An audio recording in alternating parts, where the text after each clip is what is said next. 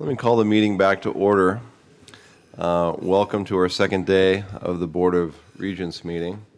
And once again, want to thank President Karras and the folks here at Flathead Valley Community College for just a wonderful host for us. Great dinner last night. Thank you, Jane. Thank you. I believe we left off yesterday when we went into recess at the end of the Staff and Compensation Committee, and we had a wonderful presentation by Dr. Shively from the University of Montana. Is Dr. Shively still here? Were we completed with that presentation? I wanted to make sure that we didn't cut that short. And if anybody had any questions or you had any parting comments, I know that we were kind of rushed for time there, and it felt a little rushed. There we are. Mr. Chair, members of the Board of Regents, I don't have any additional comments to add necessarily. I thought I could see if there were additional questions that the board may have, and I'd be happy to address those. Thank you. Are there any questions from the board at this point? Regent Sheehy. I still have my question about where we go from here. And Okay. so I don't know if we need a report back or if we need to discuss maybe at our strategy planning meeting, but we need to come up with a timeline and a plan. And I don't know if that's our job or your job, but I'm throwing it out there for us that we have responsibility for this and that I'd like to move forward with it. Commissioner? Mr. Chair, I think that's our job, and we will put some thoughts behind that, and we'll visit with Dr. Shively and others about how to best bring that effort forward and come back to the board with a plan. Regent Albrecht? Couple quick comments. You noted that Regent Bill Johnstone, who of course is absent this morning and had to leave, that he expressed interest, and it's my experience then when you're absent, then you immediately get placed on a committee. So let's go ahead and note that his interest automatically places him there. And secondly, I'd like to say that, of course, as we look at this issue, which is very important and certainly is critical as we ensure the quality of education we provide to our students, we also need to make sure that we include the staff in that, because they are the glue that also helps to ensure that everything is put together well.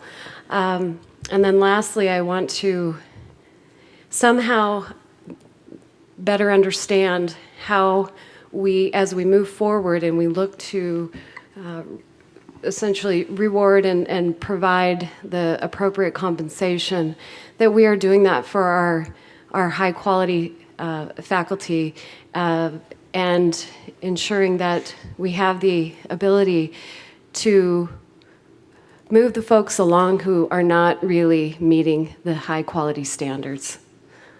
And we hear about it. The reality is that there are some folks who, in our educational systems, who are not serving us well, and it's a minority, but they're out there. And so I want to make sure that the systems are in place, that we're not afraid to move forward in that area. And certainly, I welcome you to comment on what is in place to ensure that they are evaluated appropriately. I know that's a difficult conversation, but it's out there. Please, may I respond? All of our faculty bargaining units, and I would imagine those faculty units that are not collective bargaining units, have in place faculty evaluation procedures that begin upon hire as faculty are probationary in the system before they have achieved tenure. And then the post-tenure review process is generally conducted on an annual, biannual, or triannual basis, depending upon the rank of the faculty member. Now, I've done a review of our collective bargaining agreements because for those faculty who are collective bargaining units, that's where this evaluation language and procedure would lie. And so in addressing the concern that there are perhaps individuals within the Montana University system at any given rank who are not performing or who are not quality faculty, I think that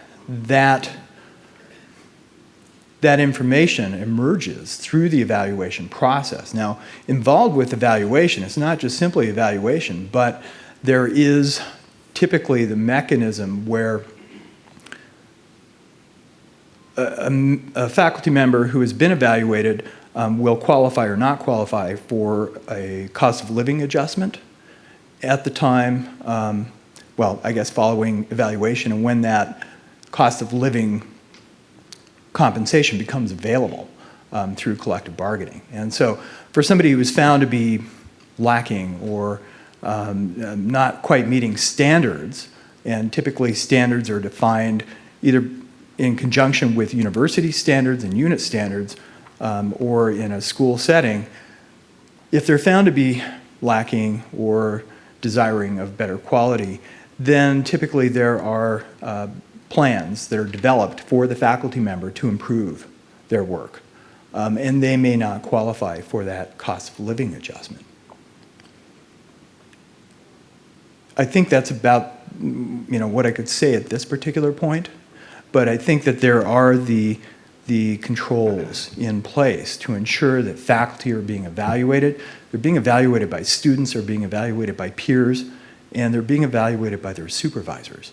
And this is a multi-step process. It begins with the student, their colleagues in the department, the chair, the dean, the provost, and on up to, in many cases, the Board of Regents, who will ultimately have authority to approve promotions and things of that nature.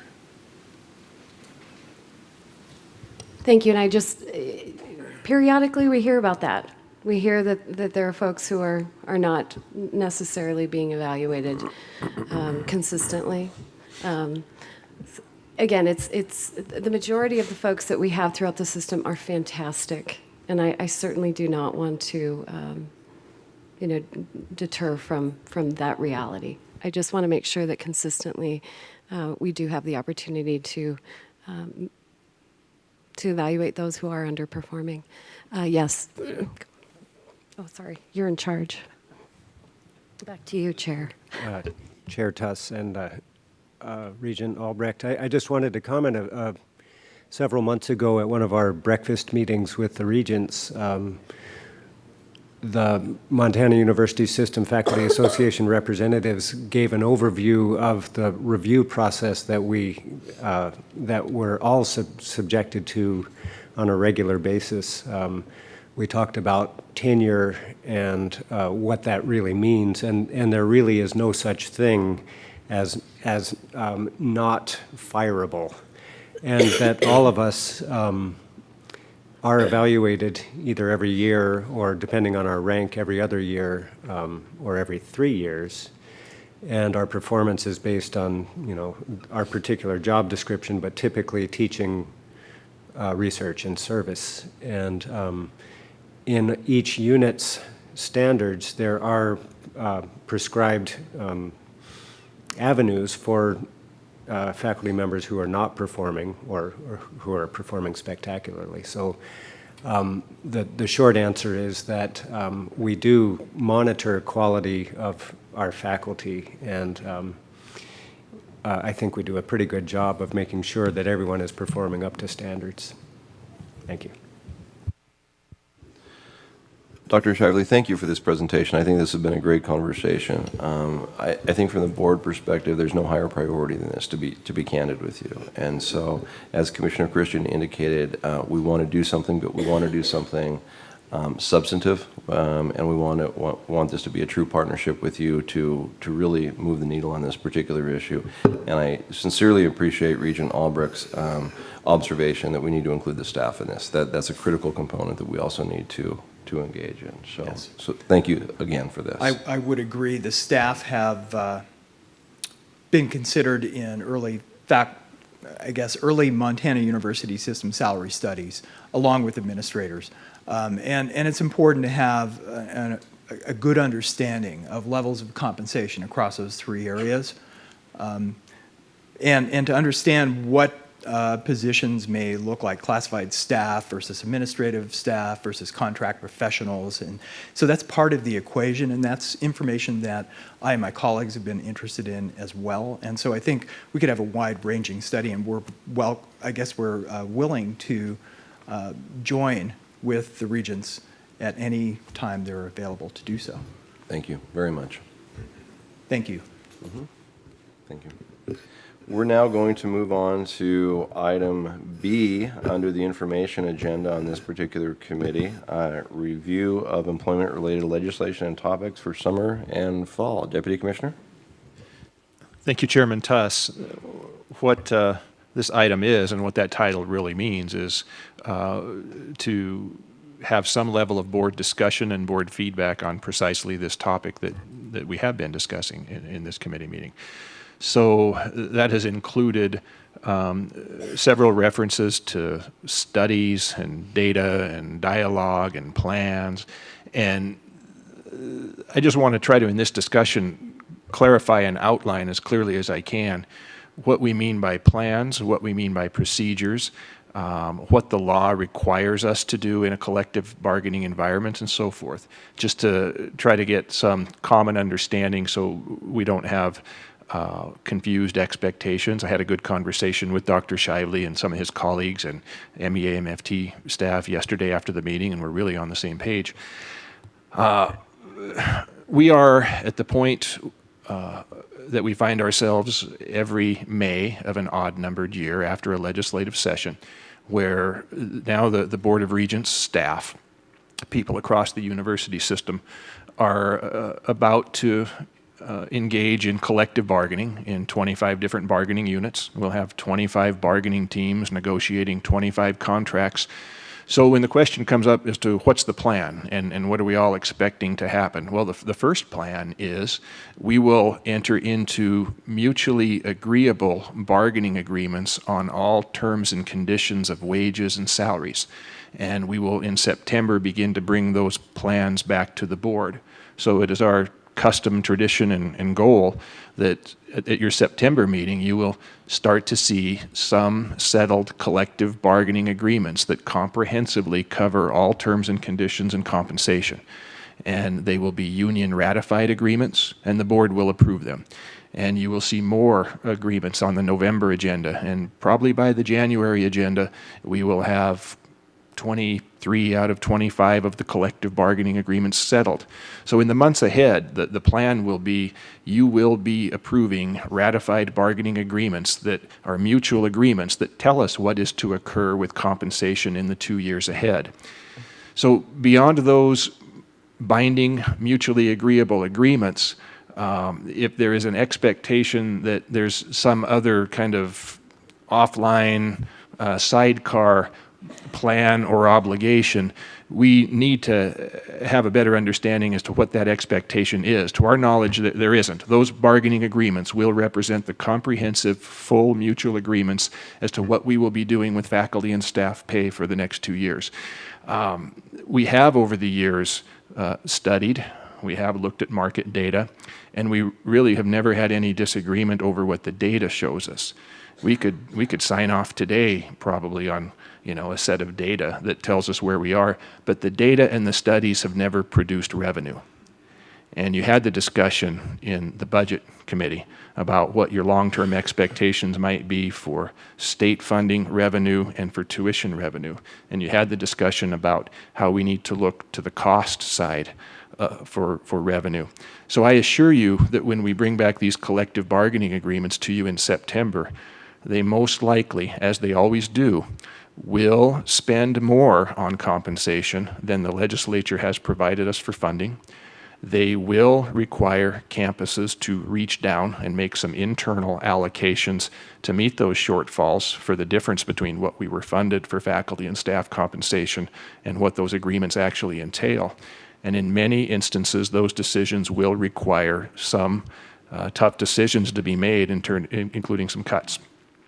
So with that context, that is the plan, and those will be binding, mutually agreeable, comprehensive wage and salary agreements that will carry us through the next 2 years, this is the time to receive a little bit of board, kind of a sense of the board guidance on, we would ask you, what do you see as characteristics of acceptable and successful settlements?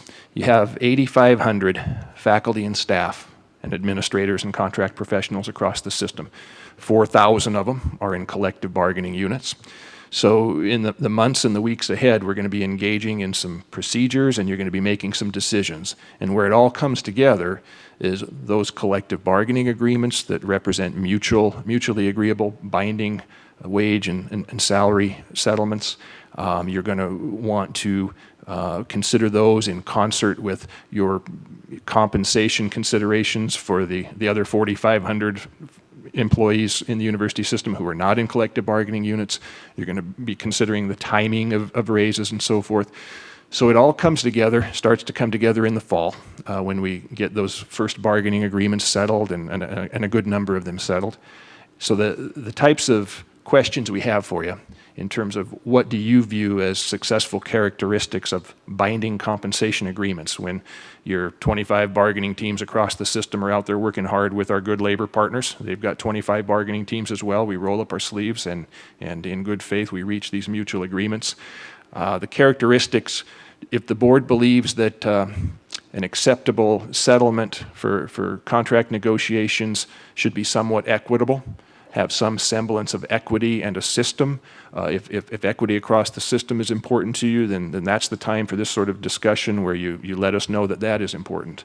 If some level of flexibility is a characteristic of a successful plan. So while on one hand maintaining a semblance of equity might be important, but if you also desire some agreements that have some levels of flexibility, the commissioner mentioned, I think in the budget discussions yesterday, the concepts of some sort of salary, once you get a normal salary and wage agreement, that there also maybe be some strategic pools of funding set aside. So some level of strategic resources set aside to meet some campus level needs. So for example, on one campus, maybe faculty salary inversion and compression is a large problem. Maybe on another campus, they would like to do more with some of the merit pay components. And I'm not talking about faculty only, staff as well. We assume that one of the likely characteristics that the board would view as consistent with a successful settlement would be that actually these be meaningful agreements, that these mutually agreeable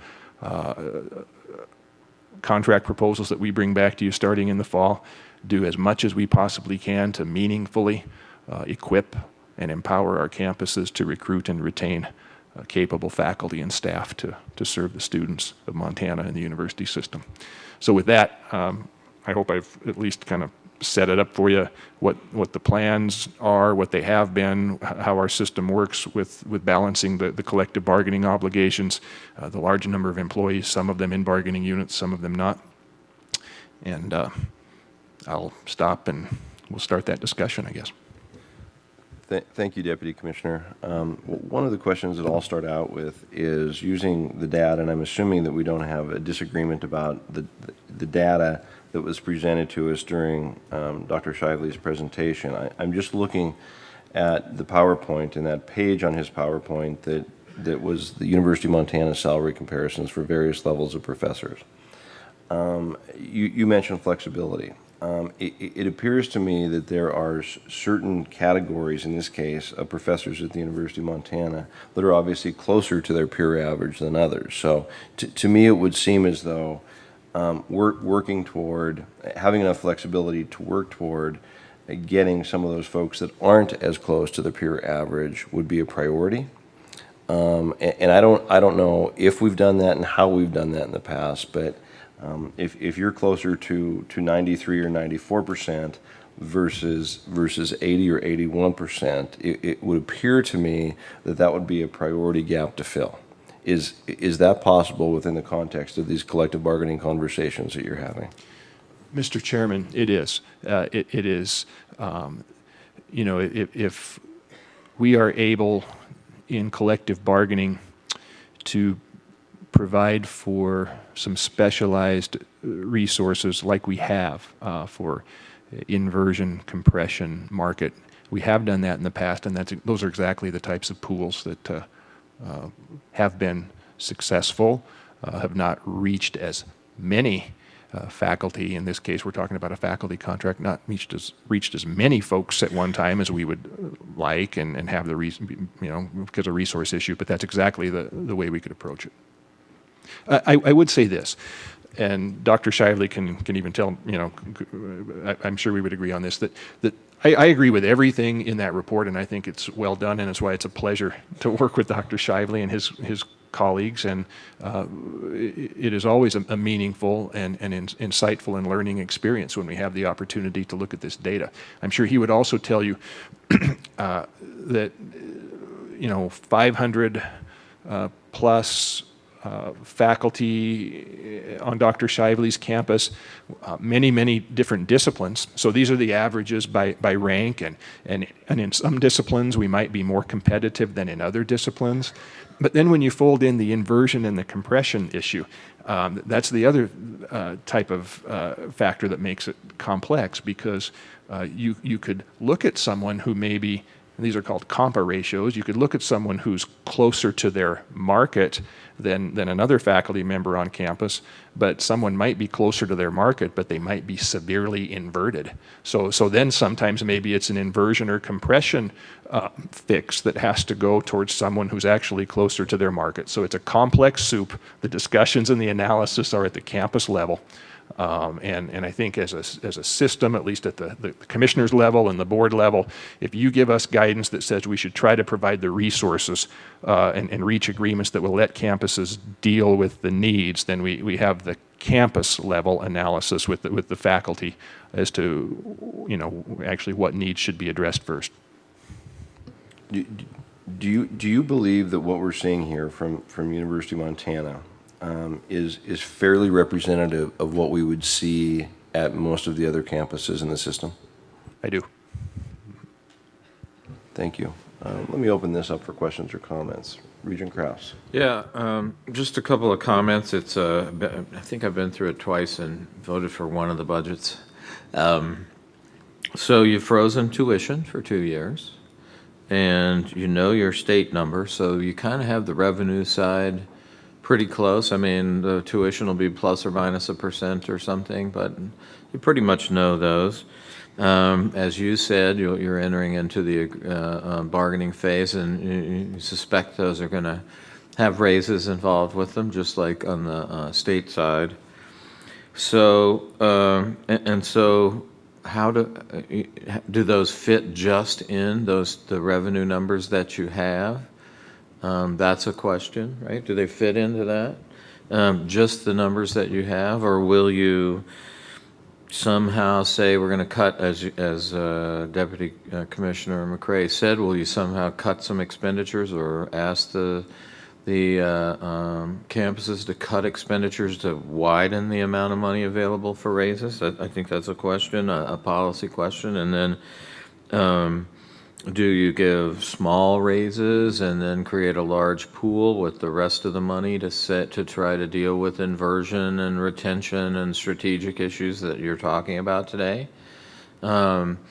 So, I mean, those are kind of the questions that are in front of large questions on a budget, right? Fitting into a budget, I think that's, whether it's city or university or anywhere else, I think that's the way I look at it. Is there, that the revenue side's over there, right? I think it's sort of predictable. I think you got a guy over there who can tell you plus or minus, right? So I think that's the question for the regents, and there's 3 of you there, is knowing the number on the revenue side. Are you going to inhibit other expenditures or other raises to create a larger pool to deal with, say, the 80.5% of professors, or what strategy do you want to use to do this? And I guess I don't know of some other approach, playing the lottery something like that. I mean, I don't know what I don't know where you're going to go with the rest of it, but that's the question I'm asking. And is that an accurate picture of the situation, or is there something I'm missing? Mr. Chairman, Regent Kraus, I think that is an accurate picture that alludes to some good questions. So 2 years ago, when we had this discussion, the board guided us to maintain and balance all of those types of factors that I mentioned. We want some semblance of equity, a semblance of a system, let's be flexible and so forth. And then we brought bargaining agreements back to you, and we had those settlements. 2 years ago, the funding that we received from the legislature was enough funding for annual raises of 1.38%. Yet the bargaining agreements that you entered into and with the labor organizations were not 1.38%, they were 2.25% plus an additional 12 cents an hour or an additional $250. So that's an example of the difference between the 1.38 that we were funded for and the average of about 2.8 or 2.9 that we actually entered into. Campuses did have to make tough decisions internally as to how to meet that gap. And that's exactly the situation we're in right now. The funding that we received in a pay plan, the legislature prescribed pay raises for state employees outside of the university system consisting of 50 cents per hour effective the first day of the pay period that includes January 15th of 2016 and 50 cents per hour effective the first day of the pay period that includes January 15th, 2017. They gave us an appropriation because of that sort of ratio funding split that you heard about in Budget Committee, that the state appropriation on average provides about 40% of the cost of education, tuition the other 60. They gave us an appropriation that would fund less than half, 40-some% of that 50 cents. So that's the equation that we're in, just like we were 2 years ago. We know we are going to enter into agreements that are going to go further than any appropriation. We don't let any appropriation or the state pay plan ever bog us down. We get creative in the system, and we do enter into agreements with faculty and staff that meet our needs and that in the end are deemed as fair agreements. So all I would say is we're in the situation that we usually are. We received meaningful state funding, valuable state funding that we worked hard for and we appreciate. We're going to blend that with some ingenuity and innovation in the system to enter into meaningful, good agreements with faculty and staff. And just want to convey that campuses they have to work hard and make some tough decisions to do that, but it's the right thing to do. So Deputy Commissioner, that along those lines, if this board's thought was to go above and beyond what Regent Kraus has identified, and as we all know, what's available to us with regard to what the legislature gave us and what tuition is, obviously that would have to come from someplace on our various campuses. And so if we gave direction to our campus CEOs and you to proceed in that vein, obviously those funds would have to come from other operations of the university. Am I understanding that correctly? There's no additional resources of funding available for that. I mean, it literally would have to come from places that are already utilizing those funds, perhaps for other priorities on those campuses. Yeah, yes, Mr. Chairman, and I guess I don't paint this with a bleak backdrop. Once again, I mean, our campuses, in terms of the state investment, are in a situation where we believe we've gotten significant resources, and the state has ponied up. So when we say that the campuses would have to look to other resources, there's a level to get ahead of the curve a little bit on this and foresee and envision out. It's not as if we're in a a cut or a retrenchment situation at all. It just takes some careful planning. Thank you. Other comments, questions? Comments or questions? I guess I have one. So, Regent Krause. Again, it goes to my question, right? So, and I know you like leaving it up to the campuses to find the nickels on, in the sofa, right? To fund these pay plans. But, eventually you will have shaken out the sofa, right? Enough times to where, what it will require, I think, from the Commissioner of Higher Education and the Board of Regents will be some prioritizations, right? Some directions to the campus, some ideas that they could throw out there that say, particularly if you were to, that's an 80.5, that's 19.5% there to bring them up to 100%. So that would require a substantial investment. Where would that investment come from?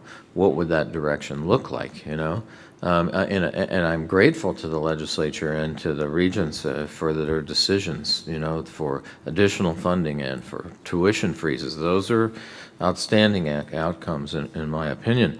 I think where, the campuses struggle is they run out of paper clips and nickels to save the money on. And at some point, and you call it creative, and, creative accounting has some different connotations. But I think I understand what you're saying. I've lived it, but I think the answer to some extent is, from the regents, it's going to have to be. We recognize this would require some prioritizations from the campuses. That this would require some changes. And I look over President Inkstrom, and I know he's living that, right? And he's the guy for that job, by the way.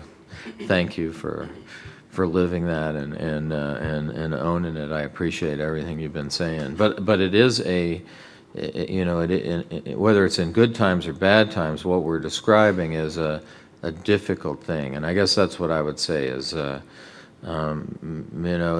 it's easy to sort of say from the top, yeah, let's give a 5% a year raise to these people and, something like that. And you guys find the money. But at some point, there's going to have to be a change in that direction. And I'm sorry I'm lining you out again, Ms. Regent Albrecht, but I just feel that from a person that deals with budgets at a very low level in the university system, I feel that sometimes. So that's my last comment on it. Commissioner? Mr. Chair, I think it started as a question that I'll try to answer some. I think it does have to some extent, have campus involvement because each campus is in a little different scenario. And the pool of resources that are available, we talked about those yesterday. You've got resident tuition, you've got non-resident tuition, you've got state funds. There's some other things, but ultimately those vary on different campuses and the mix of those. I think the one thing that is left out of the conversation a little bit is we do have some increase in non-resident tuition and then some growth in non-resident tuition. So different mix, and I think that's the answer is, campuses with growing enrollment have additional tuition dollars that they can use for some of that. And I don't think creative means we're trying to shake it out of the couch. I think we're just trying to balance those budgets internally. I think those campuses with declining enrollment, it needs to be said that they need some constriction of their workforce so that they can have those dollars available to make the increases that we need to take care of those faculty and staff and administrators on those campuses that we need in order to service the students that are actually there. And I think that's the balancing act. Now, the bigger question is how do we start to address the gap?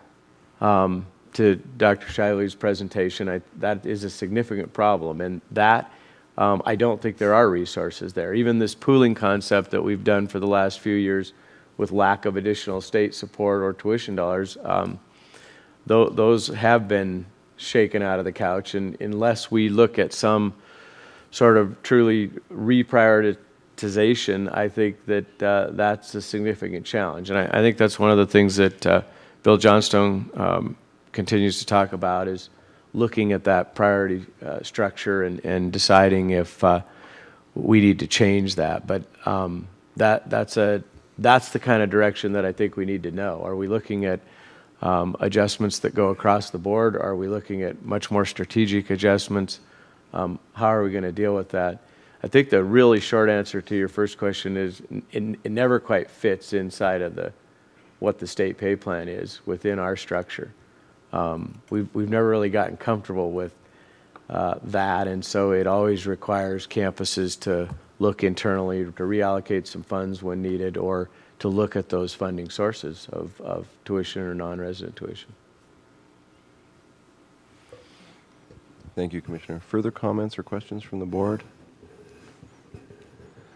Seeing none. You asked for advice and counsel.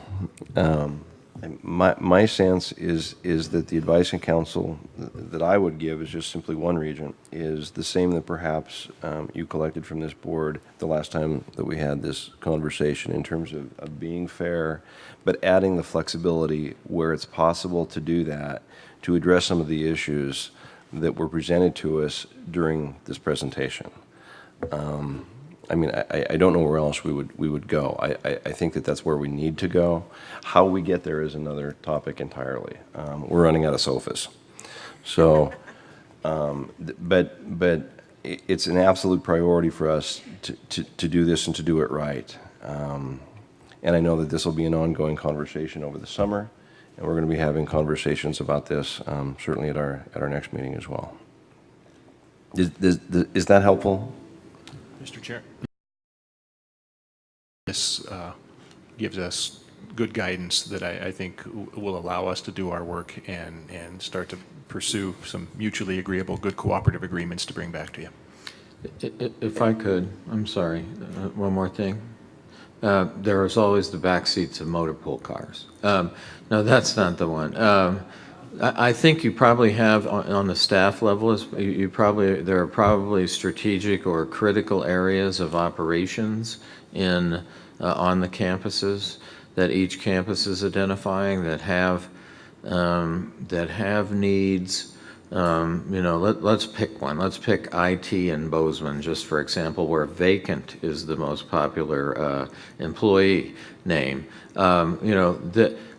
There are some things in addition to the professors, I think, the full professors, where you're beginning to struggle to fill positions.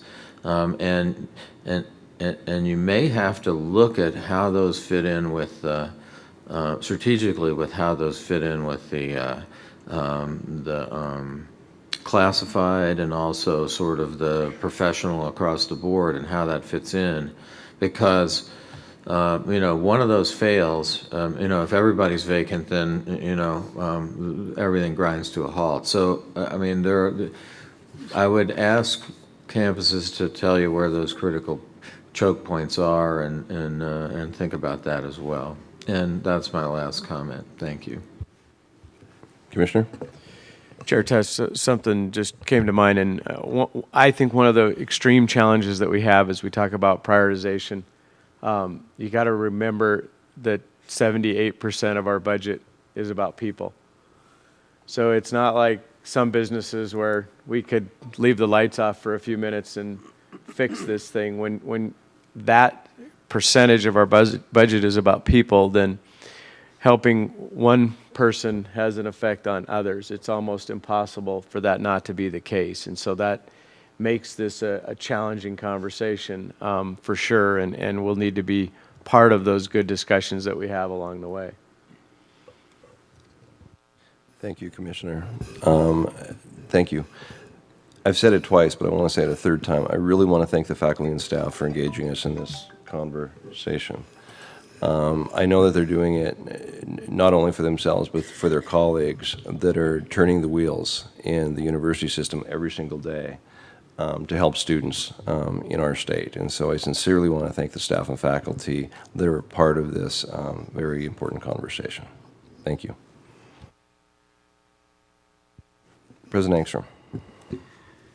Mr. Chair, if I could just make one comment about the nature of the people. Commissioner Christian is right. We are a people-based set of organizations, and the number of people in that organization, to some extent, scales with the number of students, but not entirely, and that's what presents a real challenge. So let me just use one simple example that I'm very familiar with. If you have a chemistry program, you need if you're going to have chemistry, you need an inorganic chemist, you need a physical chemist, an organic chemist, and so on.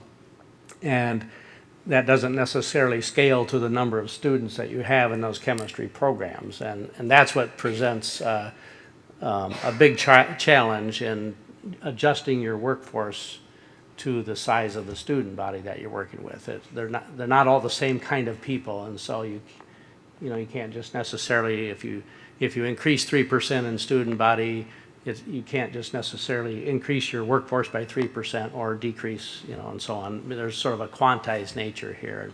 That's what makes it a little bit challenging, or a little bit distinctive, I guess, from maybe other kinds of organizations, that the nature of the personnel is content-oriented as well as size of your student body-oriented. So I just wanted to make that point. Thank you. Thank you. I believe that concludes our committee. Thank you, Deputy Commissioner. Let's now move on to our next committee, our Academic and Student Affairs Committee. And at this point, I will turn it over to Regent Robinson. Thank you, Chair Tuss. I apologize for my tardiness this morning. Nice to be here. We'll go ahead and convene the Academic and Student Affairs Committee meeting. We're going to start with, we have a few items on here. Start with the consent agenda. We have one item on our consent agenda. It's our level 2 proposals. And this was heard from in March. So what I'd like to do at this point, if I could, is turn it over to Deputy Commissioner John Seck. If you could introduce this item, please. Thank you, Mr. Chair, members of the board. As the chair mentioned, level 2 proposals do require approval of the Board of Regents, and these proposals entail a more substantive additions, alterations, and include terminations of programs, structures, and administrative or academic entities. It's a two-step process to follow through with a level 2, and at this meeting, these items appear as informational. As informational in the first meeting. This is the second meeting for this level 2. So, Mr. Chair, I believe we are ready to proceed. Thank you, Dr. Seck. On this particular consent item that we have, is it the will of the committee members to move this forward to a vote later this morning? Okay, so moved. What I'd like to do is go into the 2 action items that we have next.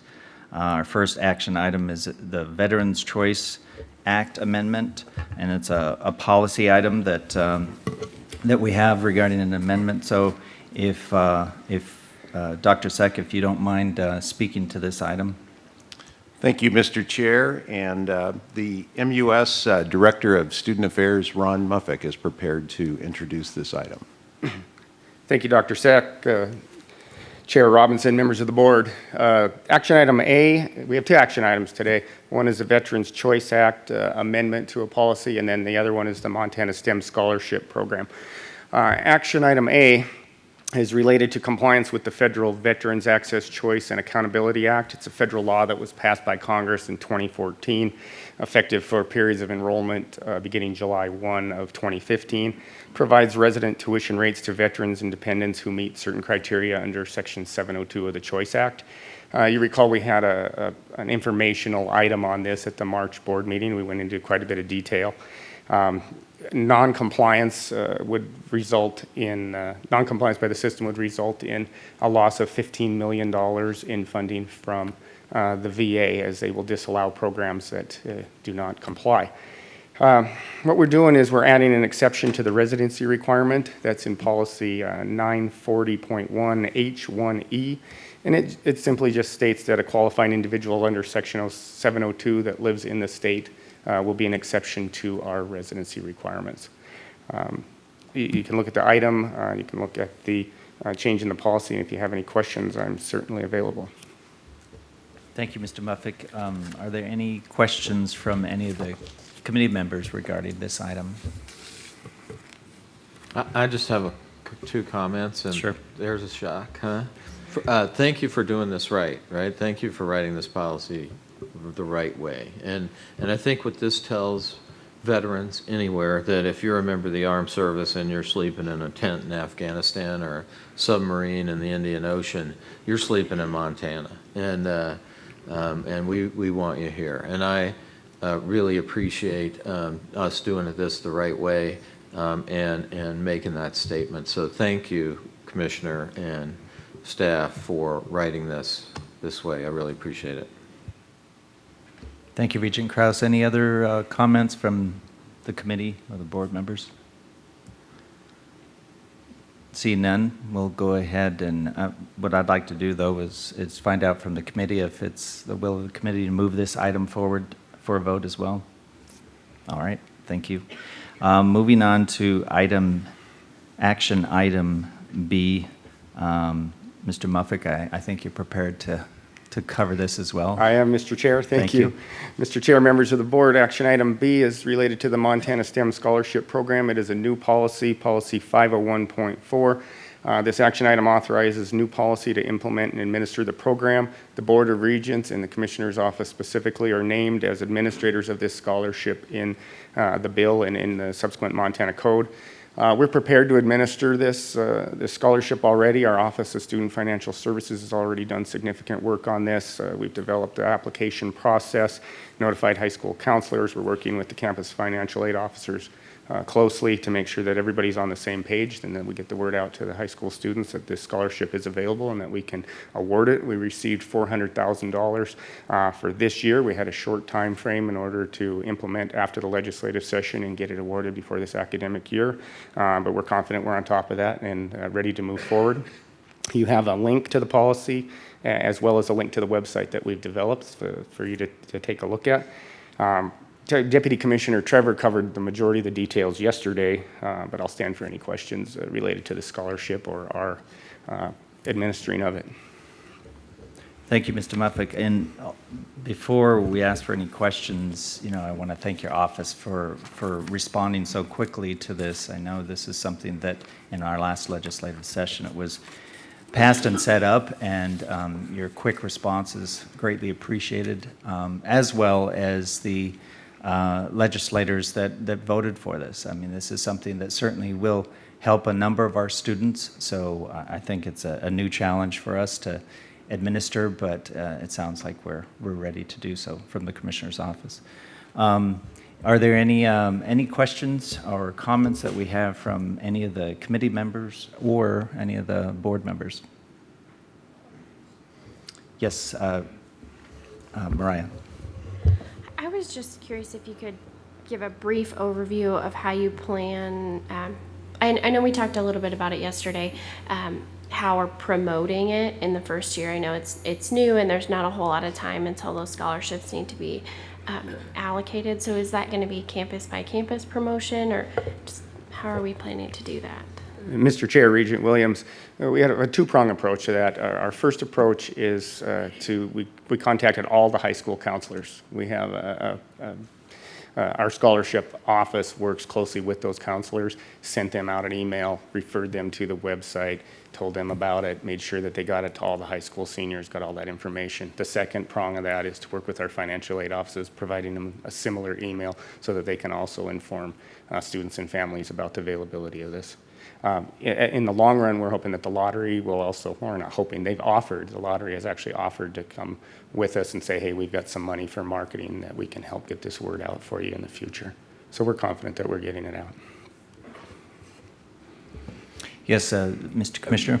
You hit it right there on the end, Mr. Chair, Regent Williams, but there is some money appropriated in it for the lottery to help promote it as well. And there's marketing plans by the lottery department to help promote this moving forward. And there's already been some meetings with Mr. Muffick and the director of the lottery to see that heads down that path. So it's a pretty comprehensive plan. Thank you, Regent Tuss. Mr. Muffick, I have a question about, as lottery proceeds fluctuate, talk a little bit about how that's going to impact what we have in our account to give toward scholarships to these deserving students. Right. Certainly, Chair Robinson and Regent Tuss, the way the funding mechanism is set up is the lottery has a certain threshold that they reach, and when the lottery reaches that threshold, they send that money back to the general fund. I believe it's about $12 million. When any dollar amount that they bring in as revenue above that going forward will go into this scholarship.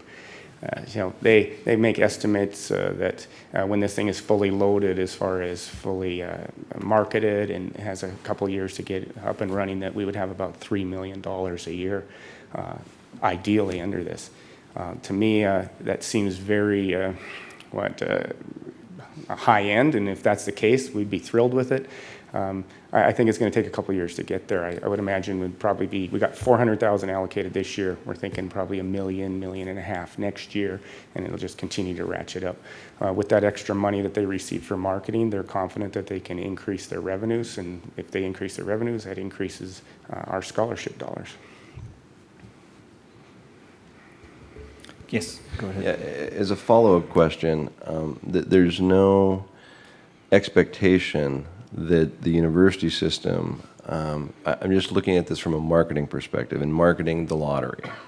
We're not going to be attached to the hip in terms of marketing anything associated with the lottery, and they're not going to be using this new STEM scholarship program, I'm assuming, to also market their product. Is that a correct assumption on my part? Mr. Chair, Regent Tuss, that is a correct assumption. We verified that and made it clear to the lottery that we don't want an advertisement with a picture of a student standing there and holding a diploma and with their gown on saying, hey, buy some lottery tickets to fund this, and we've made that clear. Thank you, Regent Tuss. Yes, we have a question over here. Dean? Yes, thank you, Regent Robinson and Chair Tuss. Deputy Commissioner Ron Muffick, please remember the two-year colleges and the community colleges in your marketing approaches. Not only should we be reaching out to high school counselors and parents, but we should be reaching out to our financial aid officers at the two-year institutions as well, because we may have students who are going to start first at the 2 years and then transfer on. Thank you. Thank you. Chancellor Blackketter. Chair Robinson, members of the board. My comment, I was talking a little bit with Mr. Trevor yesterday, and my understanding is that these scholarships will be made available much earlier next year. And I think that's really important, because if you're going to recruit students, the students who will receive the money this year, while it may help and will likely help with retention, to be able to recruit students, you need to offer that as part of the financial aid package. And so getting those out even late December, early January, as those packages are developed for what's traditionally Valentine's Day as acceptance dates for incoming students, that will make the biggest impact if the intention is to recruit students into STEM areas. Thank you. And Mr. York, yes. Yes, Mr. Muffick, I sat in on most of these hearings, but I don't remember whether there was discussion about the money rolling over that's not used. If we don't expend the $400,000 in this first given year, will that roll into the scholarship money for the next year, or does it return to the general fund? Mr. Chair, Mr. York, I'm not a fiscal person, but my understanding of it is that this money will stay in the fund. It will continue to roll over, so it will not revert to the general fund. I don't know the specific mechanics of that, but it will stay in the fund. And do you have any other comments regarding that? No. Yeah, that's correct. Deputy Commissioner Trevor is verifying. We fully anticipate spending it. Is Deputy Commissioner Trevor's answer. But just in case we don't, it will roll. Great, thank you. And I'm sure you're taking notes as we're speaking here that this rollout, especially this year, it's obviously quick, but starting next year, then I'm sure we have a plan to implement it much earlier so that it's available. Certainly, Chair Robinson. Our plan, December, January is a little early compared to what we typically do with, say, the MUS honors. We gather the information through the 7th semester for the high school seniors, so they're halfway through their senior year, and then we typically award those early in March. But those are a little bit different scholarships, so that's something we can certainly take a look at and see if we can move it ahead a couple weeks so that we can get the notification out to the students so that they know what they've got for resources when they are looking to make their decisions for attending school the next year. Thank you. I have one last question. I'm wondering, as far as the language with the bill, is this for this biennium, or is it something that's sunsetted at some point, or what's the length of time? Chair Robinson, it's a statutory appropriation, so it will continue on beyond this biennium. I don't believe there's a sunset on this at all. There is not a sunset on this. Yes, Regent Williams. How do we handle pre-STEM students? Those aren't always declared majors on campuses, that they're not degrees. So pre-med, I think you can declare, but it's not I don't know the details of that, but I know there are a lot of pre-STEM programs that may or may not be declared majors. So how do we handle that and those students who plan to pursue those, but they can't quite declare yet? Chair Robinson and Regent Williams, the approach we're taking is to look at the SIP codes related to the programs of study. Deputy Commissioner Trevor's the expert on this area, and I could defer to him if you're looking for a more specific answer. If I could, Chair. Chairman Robinson, Regent Williams, in many cases, we do have majors that are determined to be pre-med may not be one of them, but very typically those students are in biology, biochemistry. We have a numerical code for every major that is issued based upon a federal classification of instructional programs. So if it's a science-based program like that, it is a high likelihood that they'll end up with a code that indicates that is STEM. Yes, please do. And I know that we've been talking about undeclared pathways for freshmen who aren't quite sure what they're planning to do, but they put them into, little kind of boxes, and maybe one of the presidents can talk about this a little bit more, to move them towards trying to figure out what they're interested in. Would those undeclared pathways that are in the sciences, would those students be eligible to receive these funds? Mr. Chair, Regent Williams, no. You have to declare as a STEM major right out of the chute, and that's the intent of the legislation. Thank you, Deputy Commissioner Trevor. Are there any other questions from either the board or the committee or their campuses or anyone else? All right. Thank you very much for the presentation. I would like to ask, since this is an action item, if we would like to move this forward for a vote later this morning. Thank you. Going into the information items, we have our level 1 proposals and notifications, and if I could, Dr. Seck, if you could cover these items. Thank you, Mr. Chair, members of the board. Level 1 proposals are proposals which are approved by the commissioner and then conveyed to the Board of Regents. Before these proposals reach the Board of Regents, they are thoroughly vetted by the chief academic officers of the system. They were communicated to the chief academic officers via an April 29th memo from myself, and then reviewed on a CAO call about 2 weeks ago. We have a number of Level 1 proposals before you today, and I'll just give you a very high-level summary. From Flathead Valley Community College, we have 3 program terminations, name change of a certificate, 2 certificates, and 4 new Associate of Applied Science degrees. From MSU Billings, we have 1 termination of a master's level program, 5 programs going on moratorium, establishment of 3 new certificates in the College of Education, and realignment of the departments of City College based on the budget reorganization of the university. MSU Bozeman, we have a termination of a PhD, a new certificate at the university level. At Western, we have 1 BA being placed on moratorium.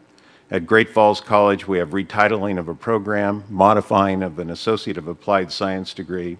And at the University of Montana, we have 2 new Missoula College certificates, 1 request to provide a Missoula College program online, 2 new options at the Masters of Ed level, and a second step in a termination process of a Bachelor of Arts program. And then finally at Helena College, we have 1 new Certificate of Technical Studies and retitling an Associate of Applied Science degree. Thank you, Dr. Seck. We have a number of items on here, and I'd like to ask any of the board members if there's any of them that we need any additional information on, have questions on. If I could, a couple of them I'm just curious about, and I think if we could possibly get Chancellor Nook to answer this question regarding Montana State University Billings. There's a couple items that are placed into moratorium regarding the architectural drafting and the civil drafting program, the design technology, drafting and design technology. And I was wondering if you could let us know what the intent is there. Obviously, it's in asking to be placed in moratorium, or at least there's no action on this item, but I'd just be curious about it at this point.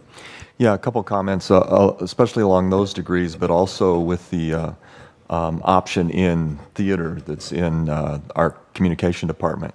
All of these are the results of our academic program prioritization work that went on a year ago. And as we moved into the looking at our budget this year and realized that we had to take 10% out of that budget moving into the next year, rather than make decisions that were aimed at sort of across the board opportunistic things, we decided to make strategic cuts. Look at programs that are either very, very high cost per student to deliver, or simply have very, very few students in them.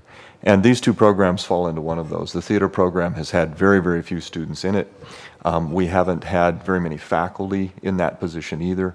We also have some limited facilities to manage this program. The drafting and design, architectural drafter, assistant civil drafter programs are extremely expensive to deliver, and we've seen falling numbers of participants in those programs. It's also a program that is available through other campuses within the state. So if this was a unique program, nowhere else that you could get these degrees, and we were going to create a professional whole, we'd be looking at this a little bit differently. But there are opportunities for students to complete these degrees. We have also, especially in the case of the drafting and design, set up a 1-year teach-out program so that any of the students that are in this program can go ahead and finish it out. We had a couple of students that started the program, didn't necessarily start the program, but entered City College this spring. And getting them done, and we hadn't yet made the decision about where we would go with this, with any of our programs and with our budget. We know that we can't keep this program going for 2 years and teach them out and balance our budget.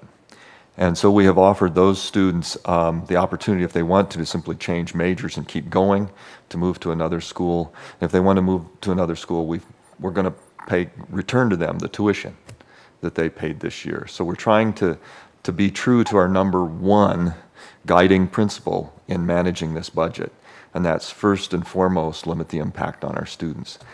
We are going to impact a few students. You can't cut 10% out of your budget and not impact a few students. But we have tried to set up reasonable ways to manage that. One of those is a one-year teach-out for this program. We're also honoring, in the case of completely separate area, where we have decided that we'll no longer run the men's and women's tennis programs. We're going to make sure that any of the students that we have scholarship commitments to, that we honor those through their natural eligibility in the program. So I think all of those things, you can kind of see how we've tried to manage this, and the drafting and design program is one that, you know, the numbers have just fallen to the point that it doesn't make sense under our budget to continue this program, but yet we've got students that we've got to be fair to as well. Okay, thank you very much for that explanation. Are there any other items within Mr. item A? Chair? Yes, Dr. Seck. If I may, Provost Potvin would like to provide a very brief information item to the Regents regarding MSU's plan to move their self-support programs to a base-funded model, and MSU will be bringing these changes to the board in September. Certainly, yes, Provost Potvin. Chair Robinson, Deputy Commissioner Seck. Montana State University in Bozeman has been very successful in expanding its online courses and degree programs. We now offer about 650 courses and 20 degree programs at a distance. For some credit, there are two mechanisms by which we run these programs. For some credit-bearing online courses, students register through the registrar and pay standard tuition and fees. Instructional costs for these courses are covered by base funding from the units that offer these courses. The base funding is a mix of tuition, fees, and state funds. For our other credit-bearing online courses and programs, students register through our extended university, where the revenue that is generated from those programs is returned back to extended university to pay instructional and other program costs. Extended University also manages several programs that have had prior board approval to be self-support programs. The costs to the students in these programs vary by program, and there's no state funding involved. Our goal is to have all of our credit-bearing courses, online or otherwise, managed by our registrar using standard tuition and fee tables. This will eliminate the duplicate processes of registration and finance in two separate parts of the university and reduce confusion for the students. We're analyzing program revenues and expenses of all of our self-support programs in preparation for assigning them base funding. They can then be administered by the appropriate academic units like all our other degree programs. The base funding will come from tuition and fees generated by those programs, so state funding won't be part of that transition. The move to a base funding model will also allow us to count non-resident graduate students in our reported counts to OCHI, which we can't do because they're in a self-support program right now. Establishing base funding for these programs will also allow them to contribute to university services and overhead. We're currently testing new banner coding so that fully online students can be identified and that registration is seamless to the students. We hope to implement these changes in spring 2016. We plan to bring the changes to the September Board of Regents meeting, and the changes will involve moving several programs from self-support funding to base funding, some adjustment of program fees because currently students are charged a single amount without separating out tuition and fees. And again, because these programs don't depend on state dollars and they have been self-supporting, they won't include us putting new state funding towards these programs. So we wanted to let you know what we were working on so that you have a heads up for items that will be brought forward in September. Thank you, Provost. We appreciate that. Regent Tuss, did you have a question? Yeah, thank you, Regent Robinson. Although I'm inclined to ask a question about Flathead Valley Community College's brewing science and brewery operations request, I want to leave that under the radar so that doesn't get screwed up. My real question, I think, is to the University of Montana. I'm curious about the establishment of a new certificate in African American Studies. I'm probably wrong about this, but as we have approved certificates in the past, I believe the vast majority of them are more vocational type certificates. I could be wrong about that, but I'm curious about kind of where this comes from and the relevance of this particular certificate as it relates to the mission of the university and the students that will receive this particular credential. Thank you, Chairman Tuss, members of the board. So first, this is an area that we have academic programming in already, a major in African American Studies and so on. So this is a subset of courses that are in existence that a student from another discipline then could take, I guess somewhat like a minor, but not as extensive as a minor. And so there we have just found that there's considerable student interest in that area, but many people don't see it as a primary area of study that they would major in and try to go out and find employment in. Yet they're interested in it and want to add that on to whatever other major they choose to take. So it's a program that's growing in popularity and one that we just want to provide students who aren't majoring in that area with the opportunity for exposure in African American Studies. Thank you. I find it very creative. I just haven't seen something like this, I don't think, before, so thank you.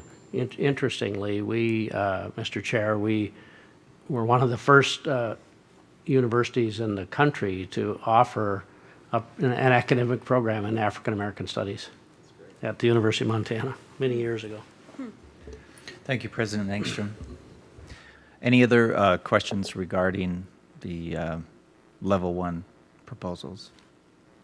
Okay, moving on to item B, the level 2 proposals, which is set for action in September. This is again for information, and Deputy Commissioner Seck, if you could give us the background on this, I'd appreciate it. Thank you, Mr. Chair. This is the first reading of the Level 2, and these proposals have been reviewed by the Chief Academic Officers, again, following April 29th memo from me and a CAO meeting in the last 2 weeks. The Level 2 items, which are before us today, include Montana State University Bozeman, a request for authorization to establish a building energy systems minor, a request for authorization to establish a PhD in psychological science, a request for authorization to establish a Center for Health and Safety Culture, and a request for authorization to reinstate the directed interdisciplinary degree,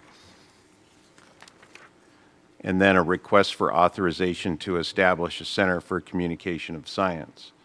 Under the University of Montana, Missoula, we have a request for authorization to offer a Master's of Ed and PhD in International Educational Leadership, a request for authorization to offer options in Communication Studies and Professional Communications in the Associate of Arts degree, University of Montana Western, a request for authorization to offer a Bachelor of Science in Early Childhood Education, pre-kindergarten through grade 3, and a request for authorization to offer a minor in government. And then Helena College at the University of Montana, a request for authorization to establish a computer software professional certificate of applied science. Regarding any of these items, are there any that any of the board members would like to have additional information on or have any questions regarding? Yes, Regent Albrecht. Chair Robinson, President Engstrom, could you help explain the difference between the PhD in psychological science that's being proposed from MSU Bozeman and perhaps as opposed to the clinical psychology degree at the University of Montana? Provost Pop and certainly maybe you can address that and respond if, sure, why don't you start? So we have department head from our psychology department from MSU here, Dr. Keith Hutchinson.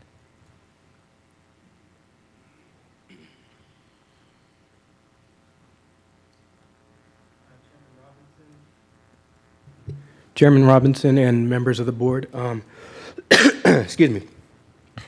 So psychology you can think of as having two distinct disciplines, one being clinical practice, which involves school counseling and involves clinical counseling, marriage and family counseling, all types of therapy, and you can think, and the other subdiscipline of psychology is psychological science. Psychological science is scientific-based experimentation, trying to understand the mechanisms underlying behavior from a cognitive, social, biological, developmental perspective. The two universities naturally split along this, which serves quite well, I think, the people in Montana.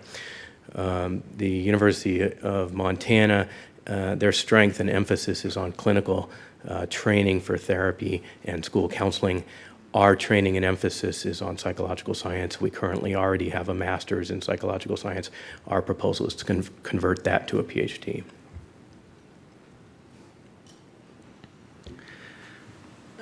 Thank you, members of the board. So we're supportive of this. It's been through the conversation at the departmental level and at the provost level. And we do have tremendous strength in the clinical side of things, and so we do see this as complementary as opposed to competitive or whatever. So we're quite happy with this, to see the whole area of psychology being strengthened in the state of Montana. Thank you. Thank you for the question. Great, thanks for providing the information. One last time, if there are any other questions or comments? And we'll go ahead and move on to our next item, which is the Student Affairs Update. And for this, I believe we have Ron Muffick to cover it. I don't know if you wanted to introduce anything, Dr. Seck. We're passing the mic here. Mr. Chair, if I could just say a few words. We're going to have a good discussion here, but this is an area that I think is incredibly important.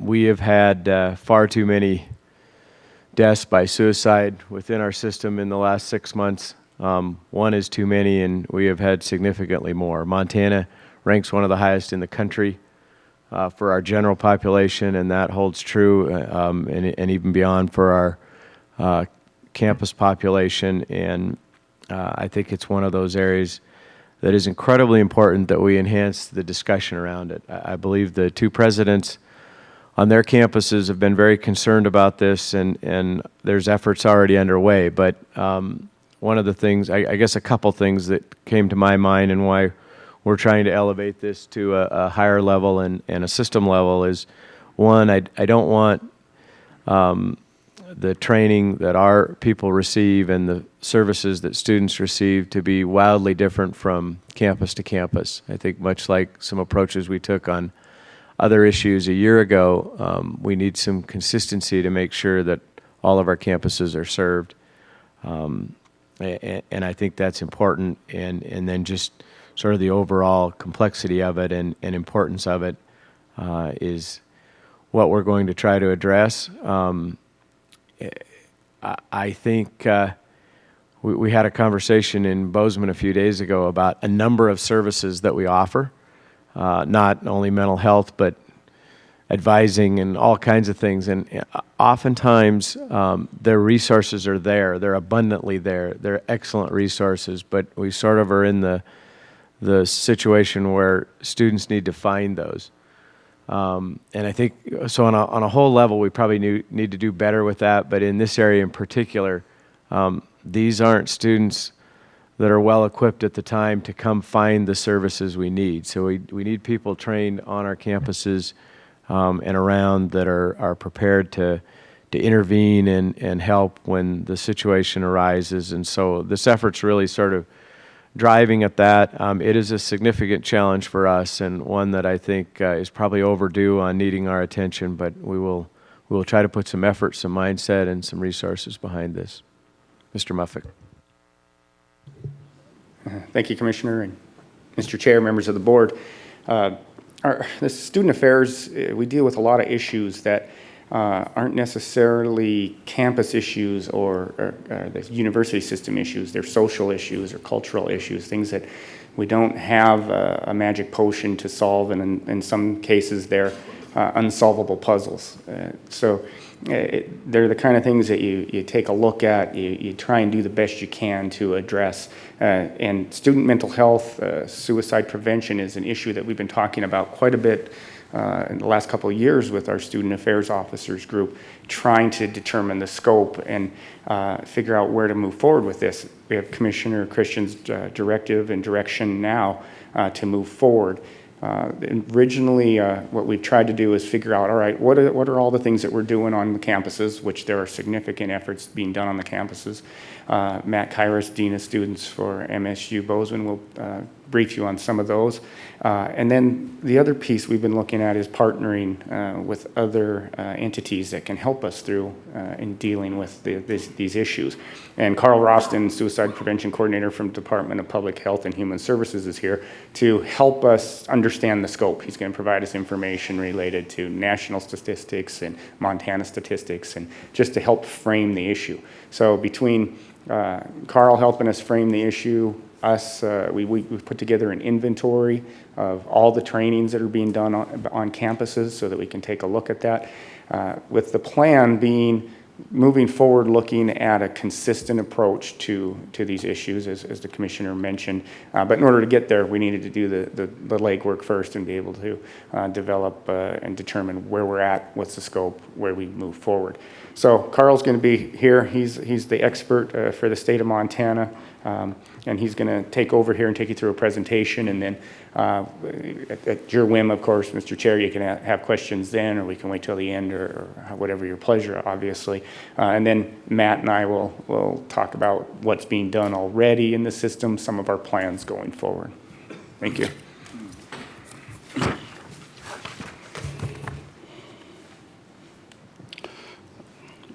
Mr. Chairman, members of the Regents, thank you very much for having me here. I appreciate the invitation.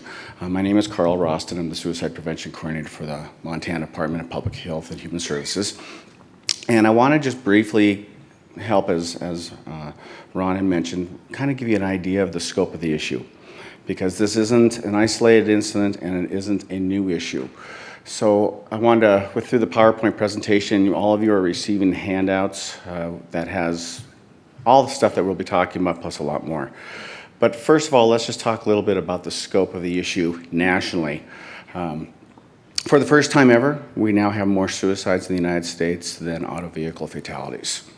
We've seen a 28% increase in the number of suicides over the last 15 years in the United States. Each year, last year, or for 2013, we had more than 41,000 suicides in the United States. That gives you about 112 a day, about 1 every 13 minutes.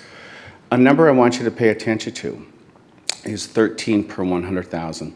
That's the national rate of suicide. This is significant because when we start talking about smaller areas such as Montana as far as population, numbers don't always tell you the story, but rate does. We know that women attempt suicide much more frequently than men. However, men complete at a much higher rate, about 4 or 5 to 1, primarily because of access through lethal means. Nationally, about 52% of all suicides are completed by firearm. When we get to the Montana data, you'll see a significant difference there. There's a role for student health care also, because in our primary care settings, 45% of all people who complete suicide saw their primary care provider within a month of completing the suicide. And about 20% of those folks saw their doctor within 24 hours of completing their death. So student health centers have a significant role in this. Also, we are unfortunately seeing an increase in young kids who are completing. Nationally, we have 395 kids under the age of 14, between the ages of 5 and 14, complete suicide. The big difference here is take a look at the numbers from 2012 compared to 2011. That number is going up. In the last year, we've had 7 kids under the age of 14 in Montana complete suicide. The youngest being an 11-year-old. 11, 12, 13. For our young people, which the CDC classify as 15 to 24, which of course then falls into the college age, it's the second leading cause of death for a young person in the United States. It's also our fastest growing as far as the number of suicides. We've seen a 200% increase in the number of suicides among young people in the last 40 to 50 years. Among our vets, this is a significant population because many of these are returning and attending our colleges. Specifically for young vets, 18 to 29, the rate of suicide is 56 per 100,000. Remember, our base rate is 13. We are losing a vet every 65 minutes to suicide, 22 a day, more than 8,000 a year. College students, nationally, we have about 1,100 suicides on U.S. campuses each year. It's the second leading cause of death for a college student, and you have more than 24,000 attempts each year on your campuses. Now, Montana specifically. We currently have the highest rate of suicide in the nation. We lost last year 248 people, which gave us a rate of about 23.9, almost double the national average. This is not new. We've been in the top 5 for the last 40 years. And if you go back to 1918, when the Office of Vital Statistics was created, we've been a top-tier state for suicide for nearly 100 years. If you take a look at our country on the map, states in red are the top 10 in suicide. States in yellow are the lowest. Now, if you take a look, you'll see that that's right down the Rocky Mountain region. The important thing to understand that this is not a simple solution. This is not a simple one factor. There are multiple factors that play into this. And many of them are right in the Rocky Mountain region. One, we have social isolation. Montana has 6.7 people per square mile. The national average is 88.7. So we are isolated. We also have access to lethal means. Montana is number 2 in the nation percentage of gun ownership at about 63%. Nationally, it's about 37%. In Montana, 64% of our suicides are completed by firearms. And what's even more concerning, 75% of our suicides by our kids are completed by suicide or by firearm. We also have major issues with substance abuse and alcohol. We have the highest consumption per capita in the nation. We're number 2 in alcohol-related death. We're near the top in underage drinking, binge drinking, and DUIs. Nationally, we know about 30% of people who die by suicide have alcohol in their system at the time of their death. In Montana last year, 48% had alcohol, and that's taken directly off autopsy reports from the State Crime Lab. We have issues with altitude. There's been a positive correlation between altitude and suicide. And what we know is the suggestion is as metabolic stress caused by long-term oxygen deprivation. But what we know is that we see a spike in suicides once you get above 2,500 feet. The average altitude of a suicide in Montana last year was 3,508. So we have a number of factors, but probably the largest factor we have is stigma when it comes to mental health and mental illness. We have that cowboy mentality going through our region where we have a strong sense of independence, taking care of our own. And when it comes to mental health, many people see it as a weakness or that they are a burden, and that often stops people from asking for help. And this is a significant issue. So this is not a simple solution. This is a cultural issue in our state, and it's going to take a cultural shift in thinking in order to address it. Concerning the role of mental health, we know nationally 90% of the people who die by suicide have a diagnosable mental health issue. 90%. Most prominent are the mood disorders, major depression, bipolar disorder. Second, substance abuse. Many times the substance abuse is a form of self-medicating to manage the mood disorders. Now, concerning specifically to our Montana colleges and universities, since February of 2014, you have had 9 suicides on Montana campuses. What's most concerning, you've had 5 since January, right? You've had 10 mostly by males, mostly Caucasians, had 4 by American Indians. 6 of them were 18 or 19 years old, 4 of them were between the ages of 20 and 23. Alcohol was involved in at least 4 of the events. By the way, the most recent one was less than a month ago, April 29th on the Montana State campus. Now, some resources that are available.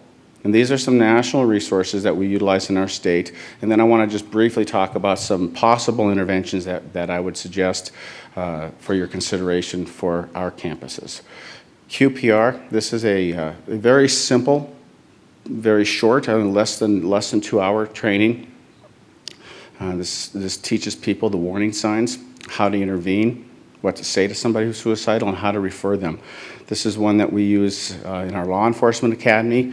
We train teachers in our public schools in this. We train doctors. I present at many of your colleges because I train nursing students and education students in this so that they have the resources when they go into their jobs.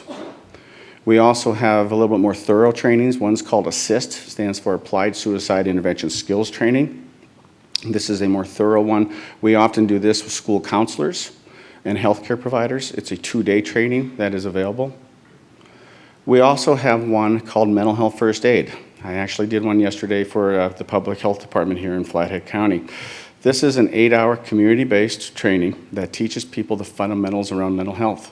It teaches them different diagnoses, the basic symptoms, how to intervene, how to connect people. This is also a program that will be implemented in many of our public schools. OPI received a federal grant for Project Aware, which will be teaching this to many teachers and older students and parents. We also have a number of resources that are specific for colleges and universities. Most of these are through SAMHSA. There are post-vention guidelines on how schools should respond when they have issues of suicide, whether it's media, campus reporting, and policies and procedures. This is one that is free. You can get this from SAMHSA at no cost. We also have campus mental health action planning programs to address the issue for how colleges and universities can address the issue around mental health on their campuses. There's also programs for preventing violence and promoting safety in higher education settings. These are all available and should all be reviewed by campus administration as far as how they would best be suited for your individual campuses. We also have primary care resources. There's prevention toolkits for rural primary care providers that teaches doctors, nurses, and front office folks how to recognize those who are at risk, how to assess them, how to document, how to refer for help. This is all there for you. It's an entire program. We also have a firearm safety program. And this is important because of the stat that's there below. 90% of the people who attempt suicide and live will not go on to die by suicide. But if a firearm is involved, they will. So firearm safety and safe storage of firearms is an essential component of our prevention programs. We also have the Lifeline. This is a resource that is available to anybody in Montana. This is the National Suicide Prevention Lifeline, but when you call it from a Montana phone number, it goes either directly to Voices of Hope in Great Falls or the Help Center in Bozeman. And it is there all the time. There for trained people who know how to deal with this. There's a vet option on there. They can hit number 1 and it goes directly to the VA crisis line. Now I want to talk a little bit about the second piece of paper that I handed out to you. These are 4 possible interventions for our university systems that are promising practices that have been implemented in other areas of the country and may help us. One, when it comes to resident assistance, that there should be mandatory training in either whether it's QPR or another evidence-based practice, but QPR is the most likely. But all resident assistants should be trained at all university campuses. We also are advocating for universal screening of depression in our student health centers. There's a very simple screening tool called the PHQ-9. By the way, all these recommendations fall right in line with the National Strategy for Suicide Prevention. So universal screening for depression. We are also suggesting that we take a look at a possibility of adding a suicide prevention component that would be mandatory for all students to take. could be very similar to what you have for substance or for awareness around alcohol use or sexual assault. But a suicide prevention component, some schools have made it a credit. That's not necessary if you don't want to, as long as the information is provided for the students and that students receive it. And probably the last one is I would just encourage you to review firearm policies on your campuses. 4 of your suicides were by firearm. 3 of them, they were firearms that were located in a car. So with that, I would open you up to any questions you may have, or I don't know if you're going, Ron's going next? Okay, I'll hand it back off to Ron, and we'll be open for questions later. All right, thank you very much. Thanks, Carl. So, Mr. Chair, as Carl provided us the information and the scope here shows what a daunting task we have here to do what we can to make an impact. So what we've come up with is a student mental health and suicide prevention initiative, something that we've talked about. It's in a draft form. It's provided to you in your packets. Pretty straightforward. I mean, short term, we're inventorying what the campuses provided, or do provide for suicide prevention training, to whom, when, and how. We've gathered all that data. We've started to analyze it now. Second bullet, connect with DPHHS, which we've done here obviously with Carl, make sure that we can use those resources and use them efficiently. Find a clearinghouse for data about suicides and suicide attempts and suicide ideation, whether that be something that we could house at the Commissioner's office or at DPHHS, so that we can understand what we're dealing with here.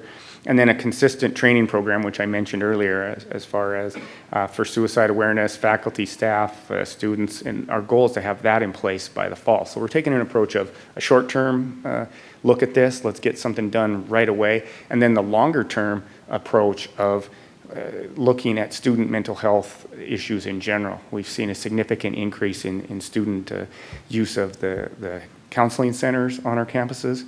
Nationally, a recent report came out, it was 2014 was the report.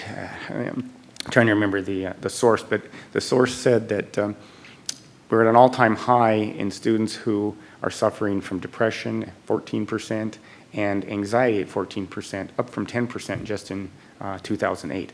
So we're seeing a big need for student mental health services. And so we're going to put together a work group that's going to kind of try and determine what the scope is here. You know, suicide prevention obviously is a top on the list, but then there's also that whole mental health picture in general. We're going to look at, of course, having representation from throughout the campuses, directors of the health centers, counseling staff, deans of students, faculty, OCHI staff, to make sure that everybody's represented. We're going to try and go down that same road that we've done with the Veterans Initiative and with the Financial Education Initiative, where we try and raise all boats, so to speak, so those campuses that have more resources can help out the campuses who have less resources. And with the 2 goals in mind of raising awareness of warning signs for suicide and a consistent approach to the training, and then some other thoughts for potential goals of broadening the trainings, broadening the audience, reviewing policy, expanding folks that are engaged. So we want to look at all of those moving forward, and we're going to kick that off with a summit, an annual summit hosted in the late fall or maybe early winter, hosted by MSU Bozeman. And that summit for suicide awareness, it'll be modeled after the Not in Our State Sexual Assault Awareness Summit. And the U of M hosted a regional version of this last fall, I believe, or last year, where they got together with all of the Missoula community and had a similar kind of summit. So that's in a nutshell our plan moving forward. Matt Kairos has some information that I'd like him to share with you related to the survey that we've put together and what's being done on the campuses already, because there are, as the Commissioner pointed out, significant efforts underway and have been on the campuses, and we don't want to discount that. So, Matt. Thank you, Ron, and thank you so much for the board taking some time to talk about this difficult issue. In my experience, there's usually 10 to 12 issues that face our college and university presidents that keep them up at night. When those issues reach this level, it's generally because you're reading about them in the newspaper. what's so hard about suicide prevention is this is an issue we don't read about. It's not publicized. It's not reported on. And so it's really hard to know how prevalent this issue is. And I appreciate the commissioner coming forward and saying, this is something we need to work on. This is something we think that our colleges and universities can do a better job of. And shining some light on this is important because it brings this issue forward. There's many of us in the trenches that respond to these kind of things and work on them every single day. But it really takes the leadership of a chancellor or a president or a board of regents to say, we're going to do something about this. So I'm excited about this opportunity to move this agenda forward. As Ron mentioned, one of the first things we did, we know a lot is going on already, but we wanted to create an inventory, a database. And I believe when we did that, I believe you've been provided a copy of what exactly is going on the campuses. And as Ron mentioned, there's a lot. U of M hosted a regional summit last fall. I believe Western is hosting another rural primary care provider summit this May. We've been fortunate in Bozeman. We have a JED Foundation grant, and we have a campus-wide task force that's working on these issues. And we've identified we're missing some important components. We're missing some policies that are recommended at a national level. So I think the point we're trying to make is the campuses are doing efforts. We're working towards preventing this, but we need to share what we're doing. What can we learn in Bozeman from the good work going on in Billings and beyond? So planning a statewide summit, I think that's the next big goal, to come together, to bring our providers. And we wanted to come about this through the approach of, well, campuses, what do you think? Do you think that's a good idea, and would you attend? We did a preliminary survey, and overwhelming response from residents, life staff, deans of students, counseling centers, even our faculty. If we put this together, they would come and attend, and with the idea, hopefully we would learn from each other. Also, the leadership from OCHI, we know we're going to need some resources to pull this off, and similar to what we've done with sexual assault, there's some national experts who aren't cheap that we need to bring to Montana to learn from, to seek their advice on how we address this issue. You've heard all the data. You've heard this is a problem. We're here today to ask for your help, and we'd be happy to take any questions you might have about what we're planning to do, both in the short term and the long term. Well, thank you, Mr. Kairos and Mr. Roston, for coming and speaking with us today, and Mr. Muffick for helping to coordinate this effort. I think, you know, as we covered on our committee call and talked a little bit about this, this is truly astounding to see the facts and the figures that you had covered in your presentation, especially as it relates to Montana. I think Montana in general, and those of us that understand this and have looked into this, realize that Montana is certainly, unfortunately, in the spotlight on this for a number of different factors that you covered. And therefore, I think it does impact our students on our campuses as well, and we're seeing the results of that. I wanted to see if any of the committee members had any comments, any board members had any questions that they would like to, if we could hold yours for just a second, if there's any others. Regent Albrecht. Thank you, Chair Robinson. I just want to thank you for bringing this all forward. I absolutely support this and want to see whatever we can do within the Regents to help you move this forward, if that means capacity to do that. I thank you for this, and I think it is absolutely of critical importance as we look to ensure that as we send our students to our universities and colleges, that they have the support, they have the safety, they have that net and that supportive mechanism to make sure that they're okay.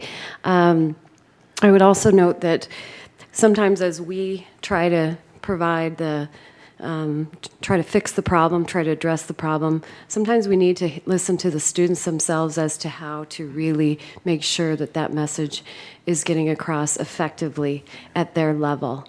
And I would say that within this initiative, you've got all the right factors, but I would just ask that you actually include the student perspective. I see you have residence life, which of course are often students, which is great, but just make sure that you're asking the students, are we addressing this? Are we communicating this in the right way? We might think so, but just making sure that we're bouncing that off of them. Thank you. Thank you. Regent Krause. Thank you. So I'm not sure about the statistic with the veterans, and because I don't know what the citation is, but the one that was presented was 22 a day, 8,000 suicides a year, once every 65 minutes. I wouldn't say that I fought hard for veterans issues when I got here or showed leadership or whatever. Probably I spoke obnoxiously and continuously about the Veterans Initiative. That was probably a more accurate description. And we did get $1.5 million in the previous legislature to improve the veteran centers on the campuses and to sort of establish a best practice.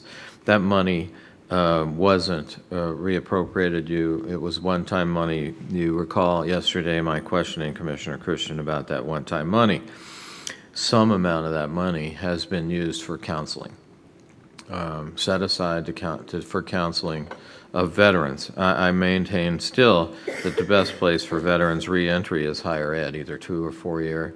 It is not the Bakken, right? That's not the place for socialization. It's here where we have the resources. I would just ask, please, to the Board of Regents and the presidents to not let that one-time money go by, to not let it disappear, to take that, to make sure there is counseling money for veterans. I don't think that they're going to jump up and down and represent in the same way that other student groups will. And so it will be up to you to keep those centers open, to keep them staffed, to keep counselors on hand. The drawdown, which is the reduction in force from the withdrawal from the Middle East that we've seen, I think is still happening. People are looking about where to land, where to go. There lots of times they're married, they have families, they have lots of other issues weighing down on them, and I think it's important to have those resources for veterans. I'm not setting aside anything else, any of the other discussion, but I do know from my work, from my attending many veteran service providers meetings monthly for years now, that those resources are used heavily, relied upon, they save lives. Please keep them going. Thank you. Thank you, Regent Krause. Actually, Regent Williams first. Thank you, Chair Robinson.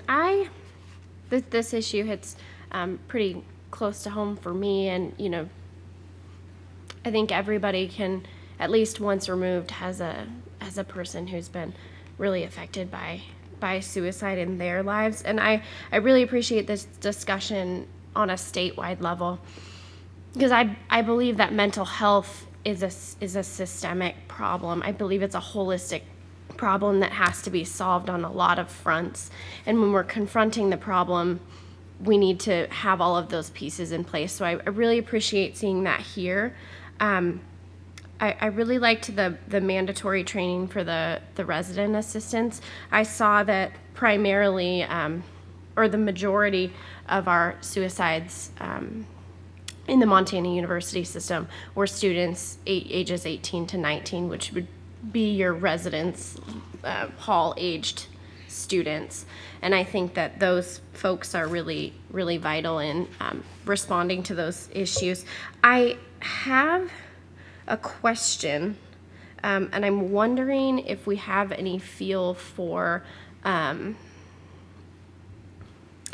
if we see the issues more on in residence campuses or commuter campuses. I'm just curious about that, if anybody has any knowledge of that. Mr. Chair and Regent Williams, I think I can touch on it a little bit, and then Matt's more of the expert. We've had discussions in the Student Affairs Officers group where on the commuter campuses, we don't have the resources, we don't have the counseling centers, so it's hard for us to track that kind of thing.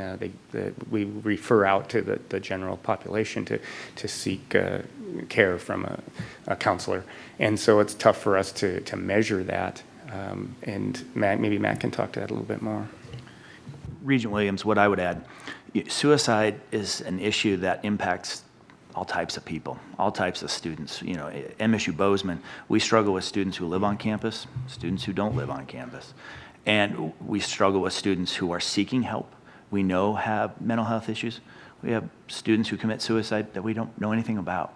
And so it is a very difficult thing to get our arms around. My guess is the flagship campuses have additional resources, broader counseling centers, broader programming. The smaller campuses are more challenged. But I think that's the idea. I'm sure there's good ideas Bozeman can learn from the smaller campuses and vice versa. I think coming together annually makes sense to share those best ideas.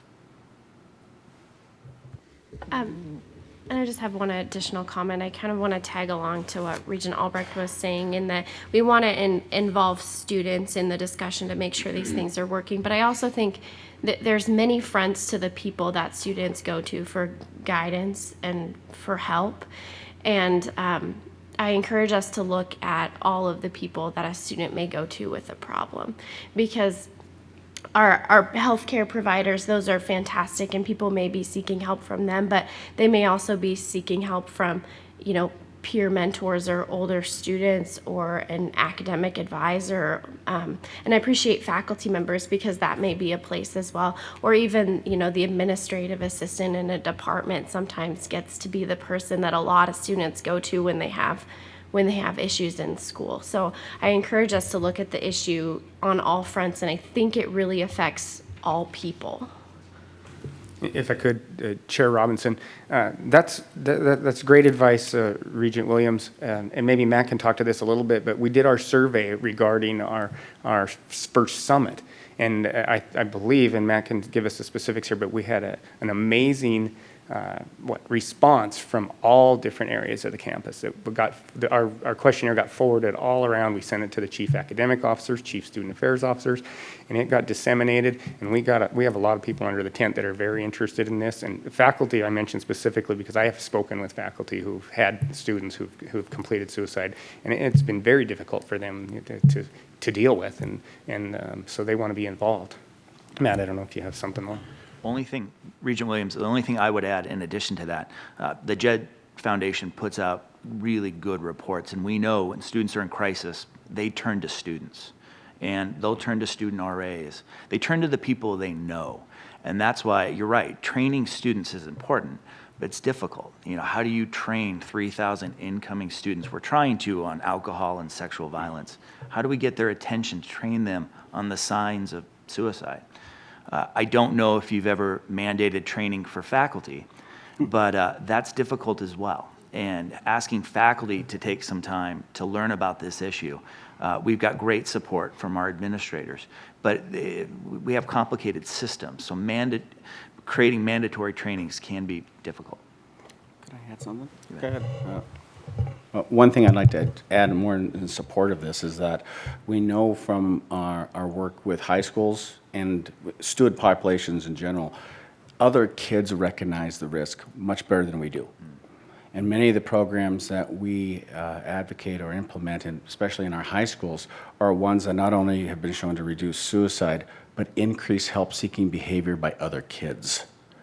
And I think that's a key essential component, that when when students are given the tools to recognize, it's not just them that it'll help their friend, their roommate, their classmate. So universal awareness brings up the issue much better.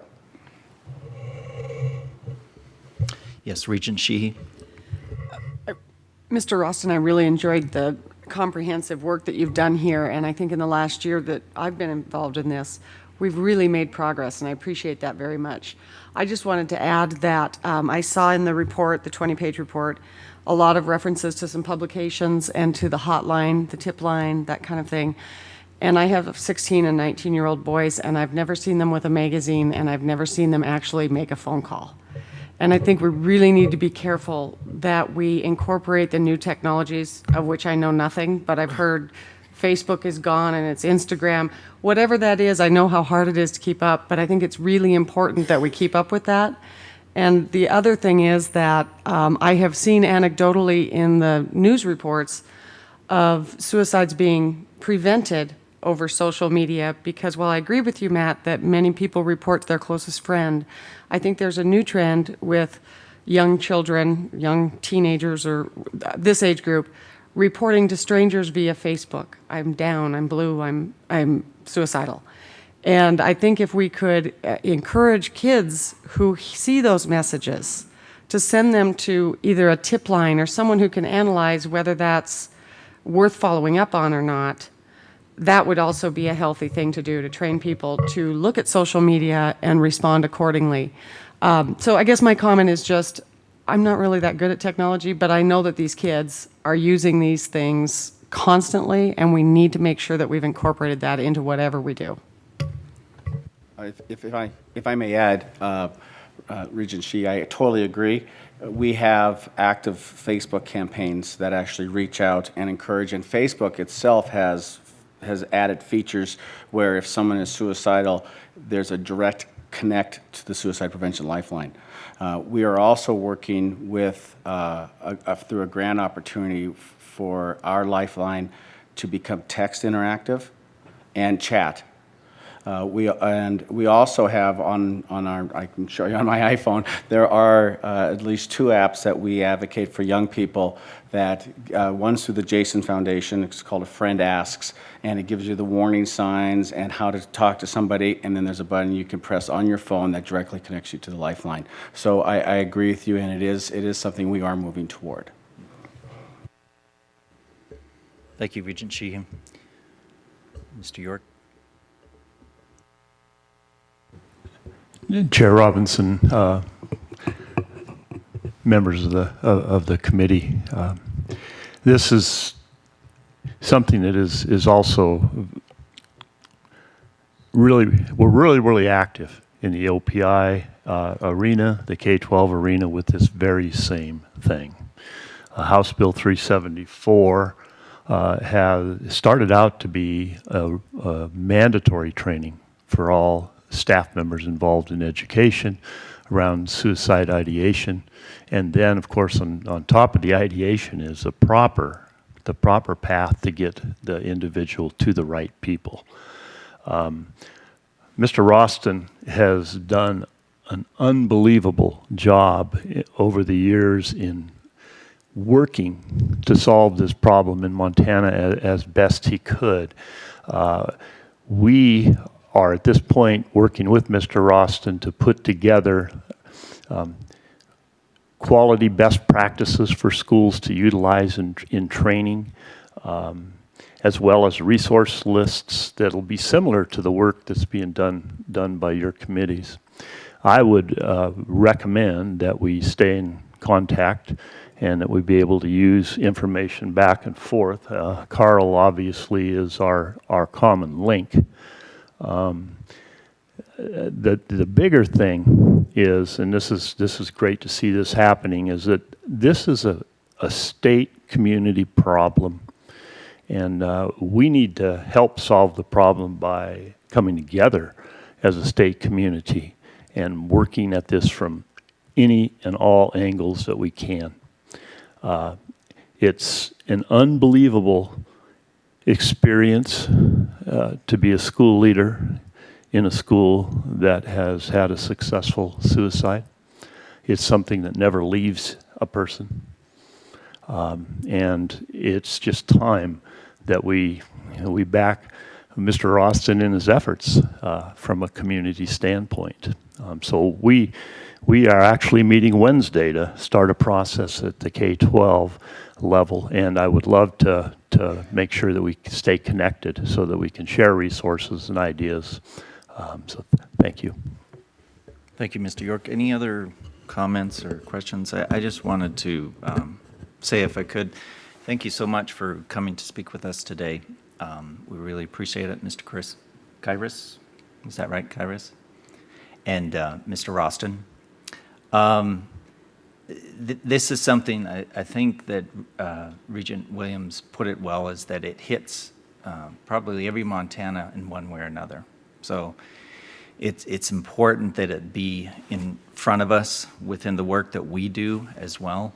I think this summit is a good idea. I hope not that it's the only place to focus, but I think we also want to do with the summit, make sure that we're inviting our tribal communities and the tribal college as well to that, because I know that there too, there's an effort that's being made in order to provide that type of prevention for suicide, and I think it would be good to include them.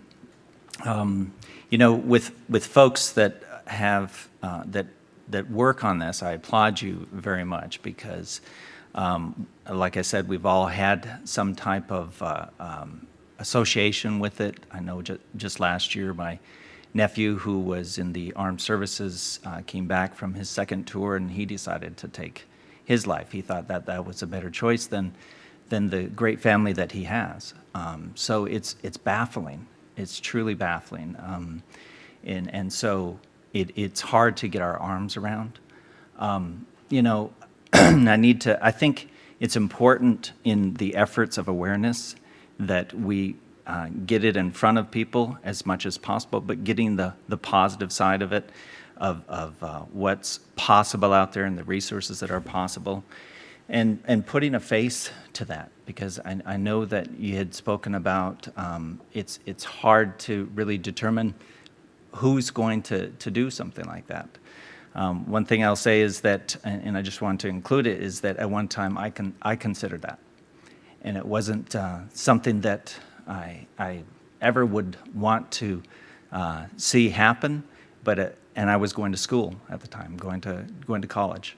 But it's something that when you come face to face with that and you come through that, you realize that there are a lot of resources out there, and there are folks there that, and I think the friends and the family that you talk about, that's probably what's most important, is how do you surround that individual to anticipate that, and to try to give them the encouragement that they're here for a reason, they have a purpose, and make sure that you try to keep them aware of what's available rather than the other options that they might consider. It's truly baffling, and so I think it's something that we need to be aware of at all times. And I really applaud this effort. I think it's going in the right direction, putting this committee together to make sure that people are aware of this, and then to give them the resources in order to address it as best they can. All right. Thank you very much. Yes, President Engstrom. Thank you, Chair Robinson, members of the board. Thanks for your presentation, all three of you. I just want to say, I think I can speak on behalf of the leaders of all of our campuses in the system that we will do everything we can to address this issue. I mean, we have, I think, already on the campuses tremendous will to address this issue, and no small measure of expertise in the people that work on it. But there's so much to learn from people who are active professionals in the area and leading experts in the area.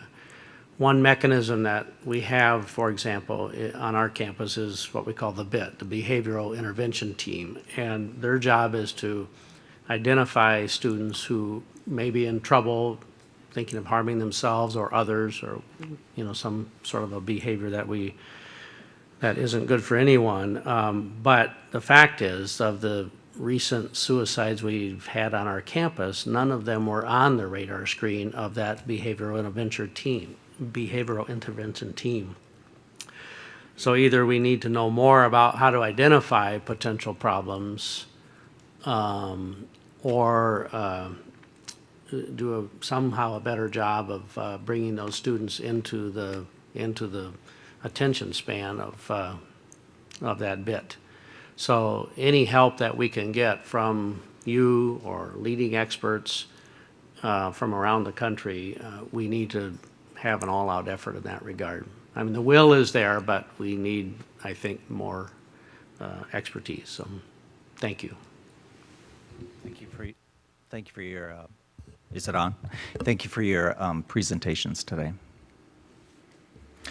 We'll go on to our last item in our committee.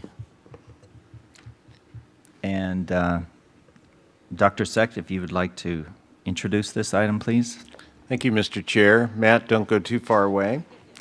I'm pleased to provide the board with an update on the activities of the EMA Council, and as you recall, the American Indian Advisory Council first convened in February to address ways in which we can improve and strengthen our service to American Indian students and communities from a system perspective. So today we have Dr. Heidi Karras, Dr. Heidi Pasick, who is the Chief Academic Officer for Great Falls College MSU, and Dr. Matt Karras, who is the Dean of Students for MSU. Sure. Brandy Foster, thank you, Commissioner Sack and members of the board. Brandy Foster from OCHI asked us today if we would say just a few words about this council and what we've been up to and the important commitment that OCHI is showing to really move forward an agenda to strengthen our ties not only with tribal community colleges, but to reach out to our American Indian students and to make sure that they have all the opportunities that we should be providing them just as our traditional age and traditional students receive. Brandy couldn't be with us today, but we do have a 16-member council with representatives of every campus, and that group's been meeting several times throughout the last year. I believe at least 2 regents are a member of this group, both Regent Tuss and Regent Robinson. And we want to thank you for not only being involved, but for the leadership you've shown to bring this council forward. Our work is really broken into 4 different subcommittees, and we're here today to tell you a little bit about what these subcommittees have been up to this last year. One of the groups I'm involved with is a group on creating and welcoming campus communities. And similar to the work we're doing with suicide prevention, one of the things we want to do, we know lots of great work is underway for American Indian students. We think one of the first things we need to do is to take a look across the system to find out what are those promising practices, what's working. And so later this summer, we'll go out with an inventory. We'll ask the campuses to turn around and report back to us what's going on, what's working, and so that we can at least codify through some type of database what are the services and the programs right now. This subcommittee will also have an opportunity to create a climate survey. So far, what we know, we've offered climate surveys both at the University of Montana and Montana State University. I don't believe those groups worked together to use the similar type of survey. We're going to take some time this summer to look at the results from Missoula and the results from Bozeman. And then we're going to target that survey, that assessment, to create a template that all of our campuses could use that specifically looks at the environment that we have on our campuses regarding American Indian students. How is their experience? What are their challenges so that we can learn more about what's going on so that as we bring ideas forward, we have some data behind them. Great, thanks, Matt. The second subcommittee and the subcommittee that I chair is one that's focused on developing and supporting culturally responsive staff, faculty, and administration. We know we have a lot of resources out there in Montana, but they're sort of scattered around. So we'd like to take a look at how could we centralize those resources and encourage folks to use those resources. We had some very good discussion about training and access to those resources and how to incent people to participate in the sharing of those resources without having to mandate training. So we're going to be spending a lot of time this summer having some discussions about how to access the great resources that we have in the state and getting those in some kind of a centralized repository so that we can share those resources. Our third subcommittee that neither one of us are on, but we have notes here that says one of the things they're going to focus on is specifically strengthening relationships with the tribal communities and the tribal colleges. And we looked at data originally from the transfers from the tribal schools to the MUS system, and the data was pretty shocking. We were surprised to find that many of those students don't matriculate into the MUS system. So I think one of the goals the subcommittee will do, will take a look at, again, what's working, what are the relationships we have with our tribal schools, and how we can improve them. And the last subcommittee is really focused on clarifying and prioritizing the university system's responsibilities under Indian Education for All. Again, we are not aware as we should be of Indian Education for All and its implications in higher education. Great resources out there. How do we access those? How do we encourage faculty to use those resources because they're there? And one of the great resources that we have out there through OPI is the 7 Essential Understandings document, which is very foundational about how to implement Indian Education for All. So we're really going to take a look at that from the higher education perspectives and spend some good time talking about that. And that it's not just focused on American Indian students, but this is really our big chance in Montana to kind of create the gold standard, as Brandy encourages us to do, on how to honor the indigenous cultures of our state. There are 2 other members of our council here today. I want to introduce Chancellor Greg Kegel from MSU Northern. We also have with us Vice President for Student Success from MSU Bozeman, Dr. Chris Kearns, who's in the back. Again, you can expect this group to be working this summer and later this fall to bring recommendations forward. Commissioner Christian attended our first meeting, and he said, take a look at the results over the last 20 years. And the data won't lie. The results are there. We haven't been making progress on this issue. And the commissioner said very clearly, he'd like to see us bring bold recommendations forward. And I think you'll see that later this fall. And we're happy to answer any questions you might have. Regent Albrecht. Chair Robinson, I'd just like to point out for members of the board that as we unfortunately lose Regent Robinson from our group, that we need to make sure that we continue to elevate this issue, because you have done an outstanding job of ensuring that this remains at a level of importance. And so I want to remind us all to continue that, especially in your honor. Thank you. Thank you, Regent Albrecht. Any other comments or questions? I'm not without a loss of comments or questions, so I'll go ahead and jump in. First of all, thank you for the work that you're doing on this. I think Regent Albrecht brings up a good point, is that, and we're seeing the evidence of it right now, is that this isn't an Indian issue. This isn't, an American Indian issue. This isn't a Native American issue. This is an us issue. This is all of us taking responsibility for providing an education for all of Montanans. And so I think it's important to, and the board has recognized that as well, and with Chairman Tuss's participation, it shouldn't just be led by American Indians. It needs to be led by all of us. So I think both of those perspectives are important in making this work. With the work that I've done in Indian country, I find that the most effective work is when both Indians and non-Indians can come together in order to improve the possibilities, whether it be economic development, education, or whatever you have, or even suicide prevention. When you come together to make that effort is where we as Montanans are strongest. So I really thank you for this. I love that it's 4 concise directions that you're going, goals that you have. I think if you try to do too much at first, it's not going to be as effective. I think the areas that you've selected, although they wouldn't be the ones that I wanted, there's some of those that I do love in there, and that's what I think is most effective about this committee is that it really evolves within itself, and that's what's most important. Please do pass on to Brandy that we appreciate her efforts in guiding this as well. She's very instrumental in this, and I know she's kind of a tyrant, but there's good things to come from that. But I think also a couple things as far as the relationships and making, like Matt had said, making that connection with those tribal colleges and the Indian communities as best we can. I know our resources are limited too, but as best we can, I think is really critical to provide that pathway into our system.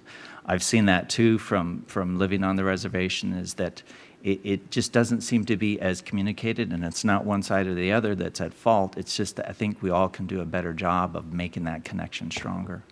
And the other thing, Heidi, that you had mentioned too about assessing our resources, because we do have a lot of resources within our system. And I think it's only fair for us to take a look at that and really catalog that so that we know what are we providing from our perspective. Doesn't mean that we're doing everything perfectly. Obviously, we can do things better, but there's a lot of resources, I think, sometimes that don't get communicated out there as best we can to make that connection again with some of the prospective students. So I really think that this is going in the right way, and I wish you a lot of luck with this. All right, thank you for your presentation. That brings us to the end of our committee meeting. Mr. Chair, sorry it took a little bit longer, but I turned the meeting back to you. Good report. Thank you very much, Regent Robinson.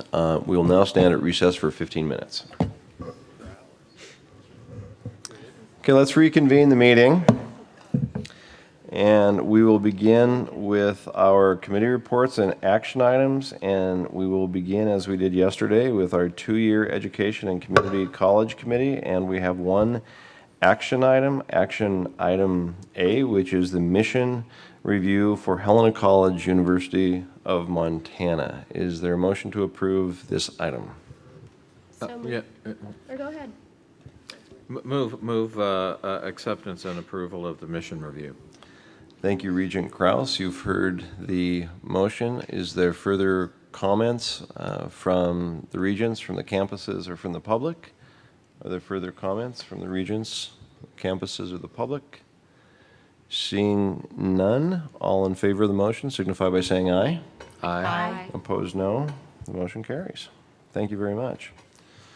We will now move on to the Administrative Budget and Audit Oversight Committee, and I will remind the regents that we did segregate under the consent agenda item K, request to execute an easement agreement for City Water Service Extension, MSU Bozeman.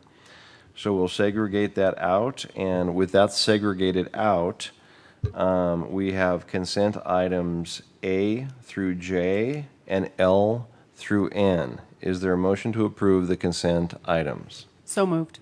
It's been moved by Regent Sheehy. Is there further comments or questions from the regents, from the campuses, or from the public? Seeing none, all in favor signify by saying aye. Aye. Aye. Opposed, no. The ayes have it. We will now take up item K, request to execute an easement agreement for City Water Service Extension, MSU Bozeman. Is there a motion to approve? So moved.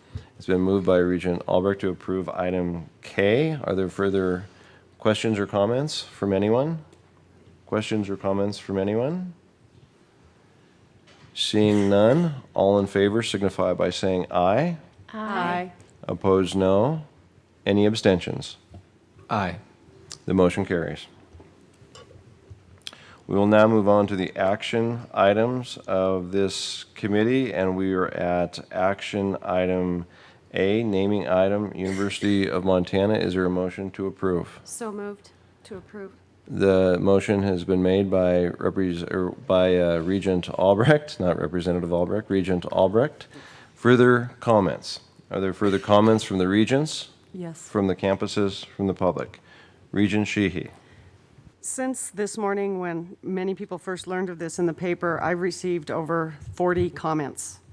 I've tried any of the written ones I have sent on to you. I've received numerous voicemails. And the overwhelming comment that I got was, we haven't had enough time to look at this. We want to comment. There were many people who wrote in, as you saw, and said, I don't know whether this is the right thing or the wrong thing, but I want an opportunity to look at it. Given that this is an in perpetuity gift and that we can never change it, I would recommend that we delay this vote for the next meeting. Are there further comments? Regent Williams? May we ask President Engstrom how that would affect the gift? Absolutely. President Engstrom, would you like to speak to this? Thank you, Mr. Chair, members of the board. I will speak as frankly as I can. In all due respect, I hope that you do not delay this. I hope that you vote to honor the tremendous gift that this represents, and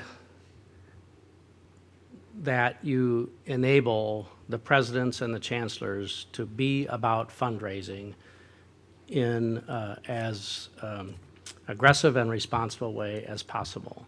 I think, frankly, the conversation about this will do damage to our fundraising abilities, and I think that you need to send a message that you enthusiastically endorse not only this contribution, this tremendous contribution, but the philanthropy of the community around Montana University higher education in a general sense.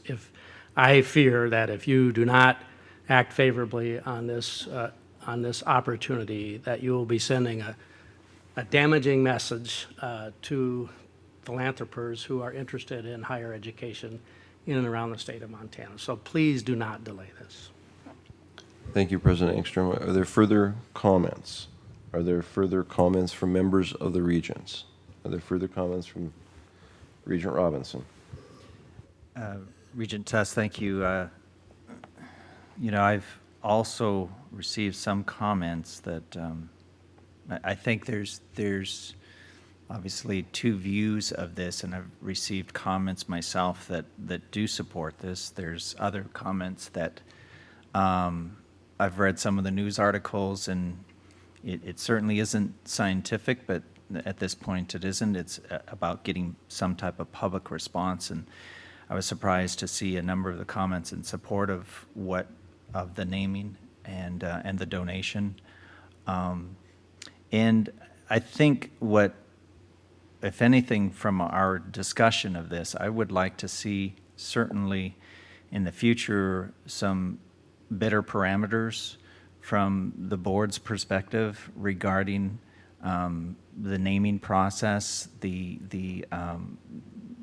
what guidelines we would set up so that the campuses know what our expectations are. So I think we can be better about that. But having been a part of a couple of the votes for naming certain programs and also buildings here, I'm in support of this. Thank you, Regent Robinson. Are there further comments from members of the board? Further comments from members of the board? Are there further comments from the campuses? Public comment? Please, public comment.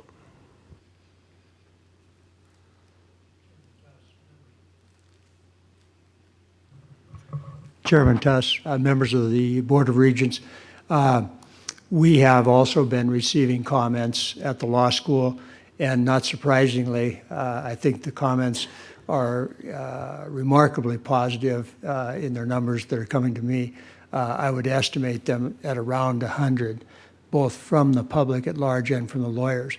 I have received a handful that are negative, and they fall along the same line that Regent Sheehy has said. They say that we wish we had input on this. But the comments are overwhelmingly positive from our position. It doesn't surprise me, and I don't hold that out there as being an entirely objective survey or anything, but we have great support for it, I think. And I echo President Engstrom's comments. I think it would be exceptionally detrimental if we were to set this off. Thank you. Thank you, Dean. Further public comment? Further public comment? Further public comment? Seeing none, let's have a roll call vote on this. Amy, do you mind? Yes. Yes. Yes. I'm abstaining because I don't think we should be voting. Regent Johnstone is excused. Regent Krause. Aye. Yes. The motion passes. Thank you.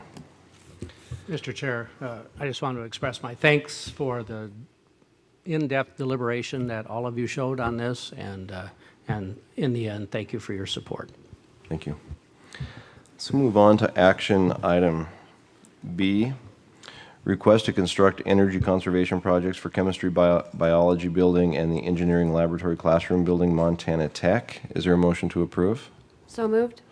You've heard the motion. Is there any further comments from Regents, the campuses, or the public? Further comments? Seeing none, all in favor signify by saying aye. Aye. Aye. Opposed, no. The ayes have it.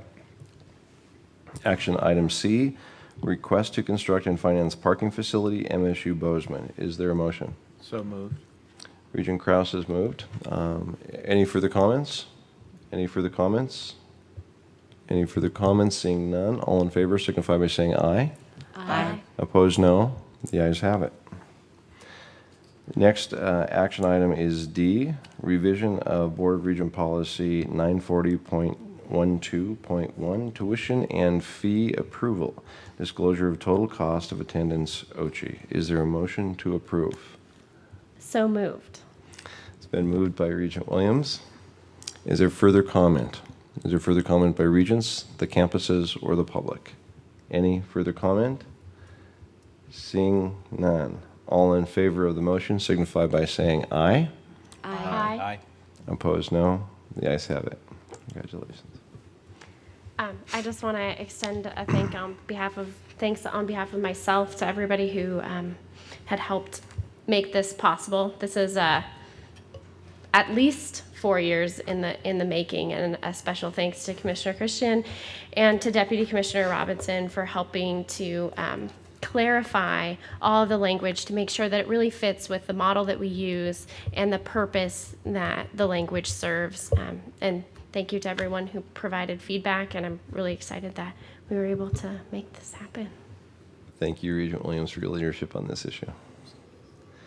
Let's move on now to action item E, campus allocation recommendations by OCHI. Is there a motion to approve? So moved. It's been moved. Is there any further comments from members of the board, from the campuses or the public? Are there any further comments? Seeing none, all in favor signify by saying aye. Aye. Opposed, no. Motion passes. Action item F, performance funding model, fiscal years 16 and 17 by OCHI. Is there a motion to approve? So moved. It's been moved by Regent Robinson. Are there further comments by members of the board, by campus officials, or by the public? Seeing none, all in favor signify by saying aye. Aye. Opposed, no. The ayes have it. Action item G, fiscal year 16 and fiscal year 17 tuition and fees by OCHI. Is there a motion to approve? So moved. It's been moved by Regent Albrecht. Is there further comments by members of the board, by campuses, or by the public? Seeing none, all in favor signify by saying aye.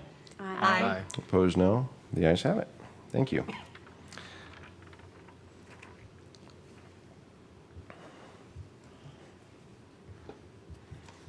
Let us now move on to the Staff and Compensation Committee.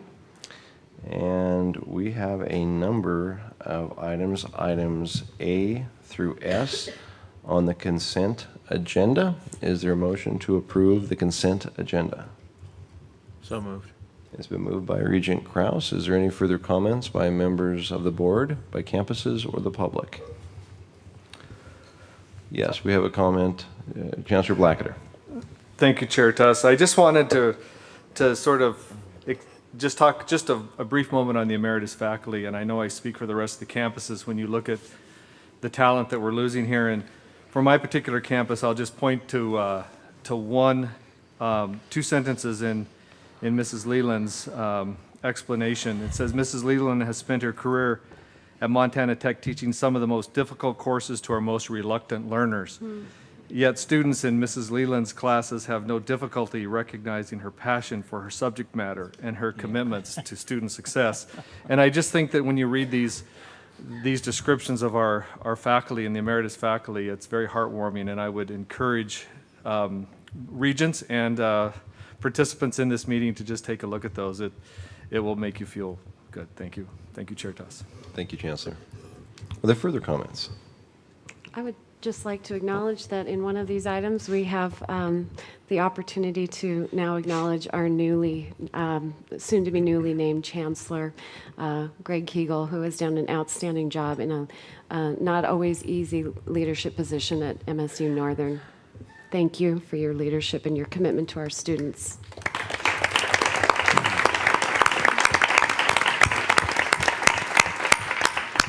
Regent Albrecht, for the record, if we don't pass this item, I can't go back to Haber. So, just for what it's worth.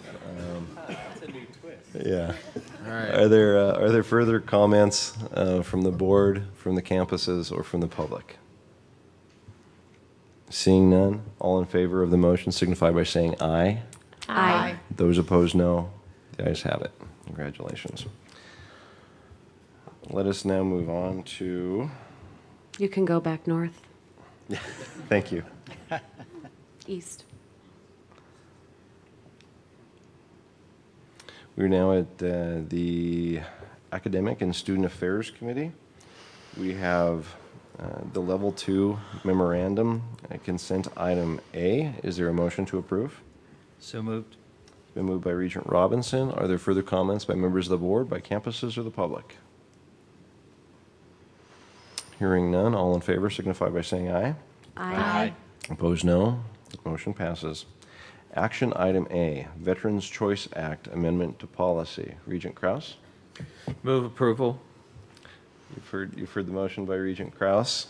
Are there any further comments by members of the board, by campuses, or the public? Seeing none, all in favor of the motion signify by saying aye. Aye. Those opposed, no. The motion passes. Action Item B, Montana STEM Scholarship Policy 501.4 by OCHI. Is there a motion to approve? So moved. It's been moved by Regent Williams. Further comments by the board, by the campuses, or the public? Hearing none, all in favor of the motion signify by saying aye. Aye. Those opposed, no. The motion passes. Thank you. I said aye on that one, too. You just didn't hear me. Thank you, Regent Kraus. Very much appreciate that. Aye, aye.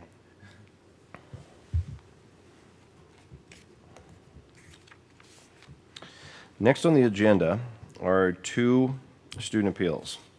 You have each, as regents, received the commissioner's decision and the written appeal with supporting documents submitted by the student. The issue before the board in each of these is solely to determine whether to hear the appeal at a later meeting. Board of Regent policy does not require the board to entertain these appeals if we are satisfied with the commissioner's review and decision. This appeal is confidential. These appeals are confidential, so we will not be addressing the student by name or even identifying the campus involved, nor will we address the facts or the specific issues today. The sole issue today is whether any regent believes the issues addressed in the commissioner's decision needs further review at the board level. If you do not wish to hear the appeals at the Board of Regent level, it is not necessary to make a motion. A lack of action on our part will signify our decision not to hear the case. Are there any general questions as to this procedure before we go to the appeals? Regent Sheehy. I was unable to access those documents. May I abstain? I haven't reviewed them. And will you still have a quorum if I do? Yes, you can abstain, and yes, we will have a quorum. Okay. Thank you. Thank Just you. happened to be a place where I couldn't No, pick up that- secure emails for the last. Thank you very much for bringing that up. Thank you. Are there any other general questions about our procedure before we go to the two appeals? Seeing none. For student appeal number 1, I will entertain a motion to hear this appeal. Is there a motion to hear this appeal? Is there a motion to hear this appeal? There being no motion to hear this appeal, The request that we entertain this appeal is denied, and the Commissioner's decision is upheld. For student appeal number 2, I will entertain a motion to hear this appeal. I will entertain a motion to hear this appeal. I will entertain a motion to hear this appeal. There being no motion to hear this appeal, the request that we entertain this motion, or this appeal, is denied. The Commissioner's decision is upheld. Thank you. I am now going to turn the gavel over to the Commissioner, as we always do at this time for election of officers. Members of the board, pursuant to our board policy, we elect officers at the end of each May meeting, so we're at that point in time. Generally speaking, without objection, we would open the floor for nominations for office of chair. Are there any nominations for chair? I would nominate Paul Tuss. There's a nomination for Paul Tuss. Are there any further nominations? Further nominations? Okay, then I will close the nominations. Is there any discussion on whether or not Chair Tuss should remain Chair Tuss? Mariah Williams has a discussion point. I just want to thank current Chair Tuss and potentially future Chair Tuss for his service to the students of the university system, the faculty, the staff, the administrators, and the community of Montana for your dedicated and passionate service. And I look forward to seeing you as chair into the future. Any further comments? Regent Sheehy. I would like to extract a promise that Chair Tuss will continue to be timely in the starting and ending of the meetings, keeping them moving. I know you're going to make it. Regent Sheehy, we've got 14 minutes. Then I'll quit praising you. I don't know. Regent Krause hasn't made his departing speech yet. Filibuster. Regent Robinson. Mr. Commissioner, I do want to support this nomination as well. I know there's no second necessary, but I think that it's been a great pleasure to serve with Regent Tuss. I think that you've led the meetings extremely well and the discussions, and I know the effort that you put into this outside of these rooms as well, and it does not go unnoticed. So we appreciate your sacrifice, and also it needs to be mentioned is your wife's sacrifice as well, and your participation here. It's certainly made our university system stronger because of it. Thank you. Any further discussion? Is there any public comment on the nomination? Public comment? Any public comment? Seeing none, there is a motion on the floor to nominate Paul Tuss to serve as chair for the next year. All those in favor signify by saying aye. Aye. Aye. All those opposed, same sign. Mr. Tuss, congratulations. Thank you.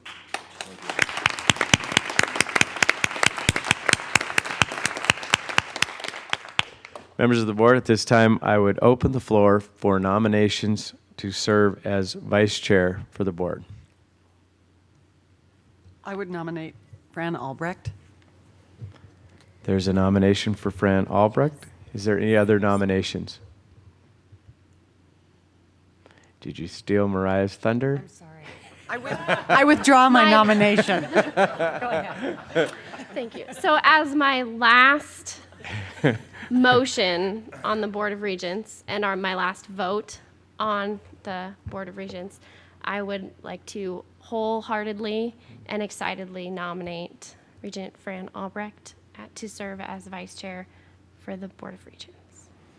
Thank you, Regent Williams. We have a nomination for Regent Albrecht to serve as vice chair. Are there any further nominations? Is there any discussion on this item? I will close the nominations then. Is there further discussion by the board? Is there any public comment on the nomination? public comment?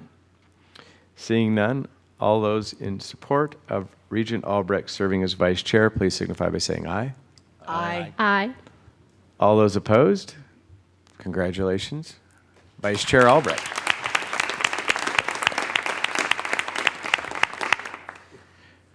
Mr. Chair, I believe that concludes my obligation here as the interim chair. It does indeed. Thank you very much for fulfilling that role, Mr. Commissioner. At this point, I'm going to open it up to public comment. We do have an opportunity for public comment from members of the board, certainly from campuses, but also from those assembled as well. Do we have any additional public comment to come before the board? I know that the Montana Associated Students is slowly walking up to the podium, and it's my understanding that perhaps they have an announcement. They do. Excuse me. For the last couple years, the Montana Associated Students at the May meeting of every year hands out the Administrator of the Year award. An award that the students across the state created on our own prerogative to recognize the dedication by an administrator somewhere in the state of Montana who works in higher education, who changes the lives of students every day. This year, it is my pleasure to give this award to Dr. Roberta Evans, who serves as the Dean of the School of Education at the University of Montana and served in an interim capacity at Western. And I hope that she will say a little something, but I am very pleased to give her this. She helped me with law school. She helped the president of Dillon Student Government with law school, and I am very proud of her.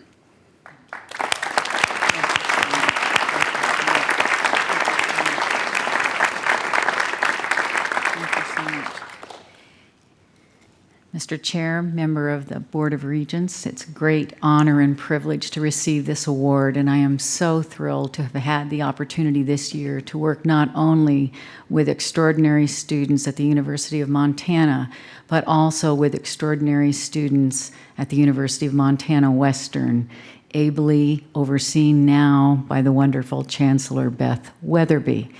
When I win the Nobel, I will be slightly less excited than I am today. Thank you.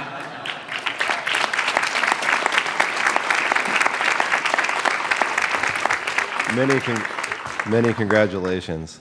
Congratulations indeed. Are there further public comments? Are there further public comments? A lot of words have been said the last couple of days during our meeting here about the 3 departing regents, and I don't know that I necessarily have anything to add to those accolades, but I sincerely, on behalf of myself as chair, and on behalf of this body, I want to thank Regent Williams, I want to thank Regent Krause, and I want to thank Regent Robinson for their incredible service to the Montana University system and to the state of Montana.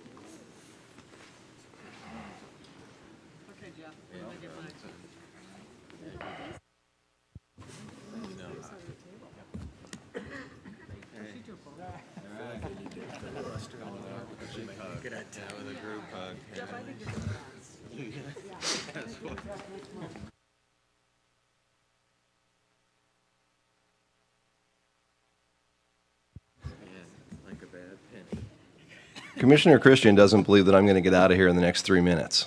No, I think you will, but I didn't think you was earlier. I kind of feel like I need a filibuster. So. I would just ask one more time if there's any additional public comment. Is there any additional public comment? Seeing none, thank you very much. And I believe, oh, I'm sorry, was there public comment? No? No, I just wanted to mention Jane. Oh, yes, indeed. Thank you once again, President Karras, for a wonderful meeting. Your staff has been outstanding to work with, and what a facility you have here. Thank you for everything.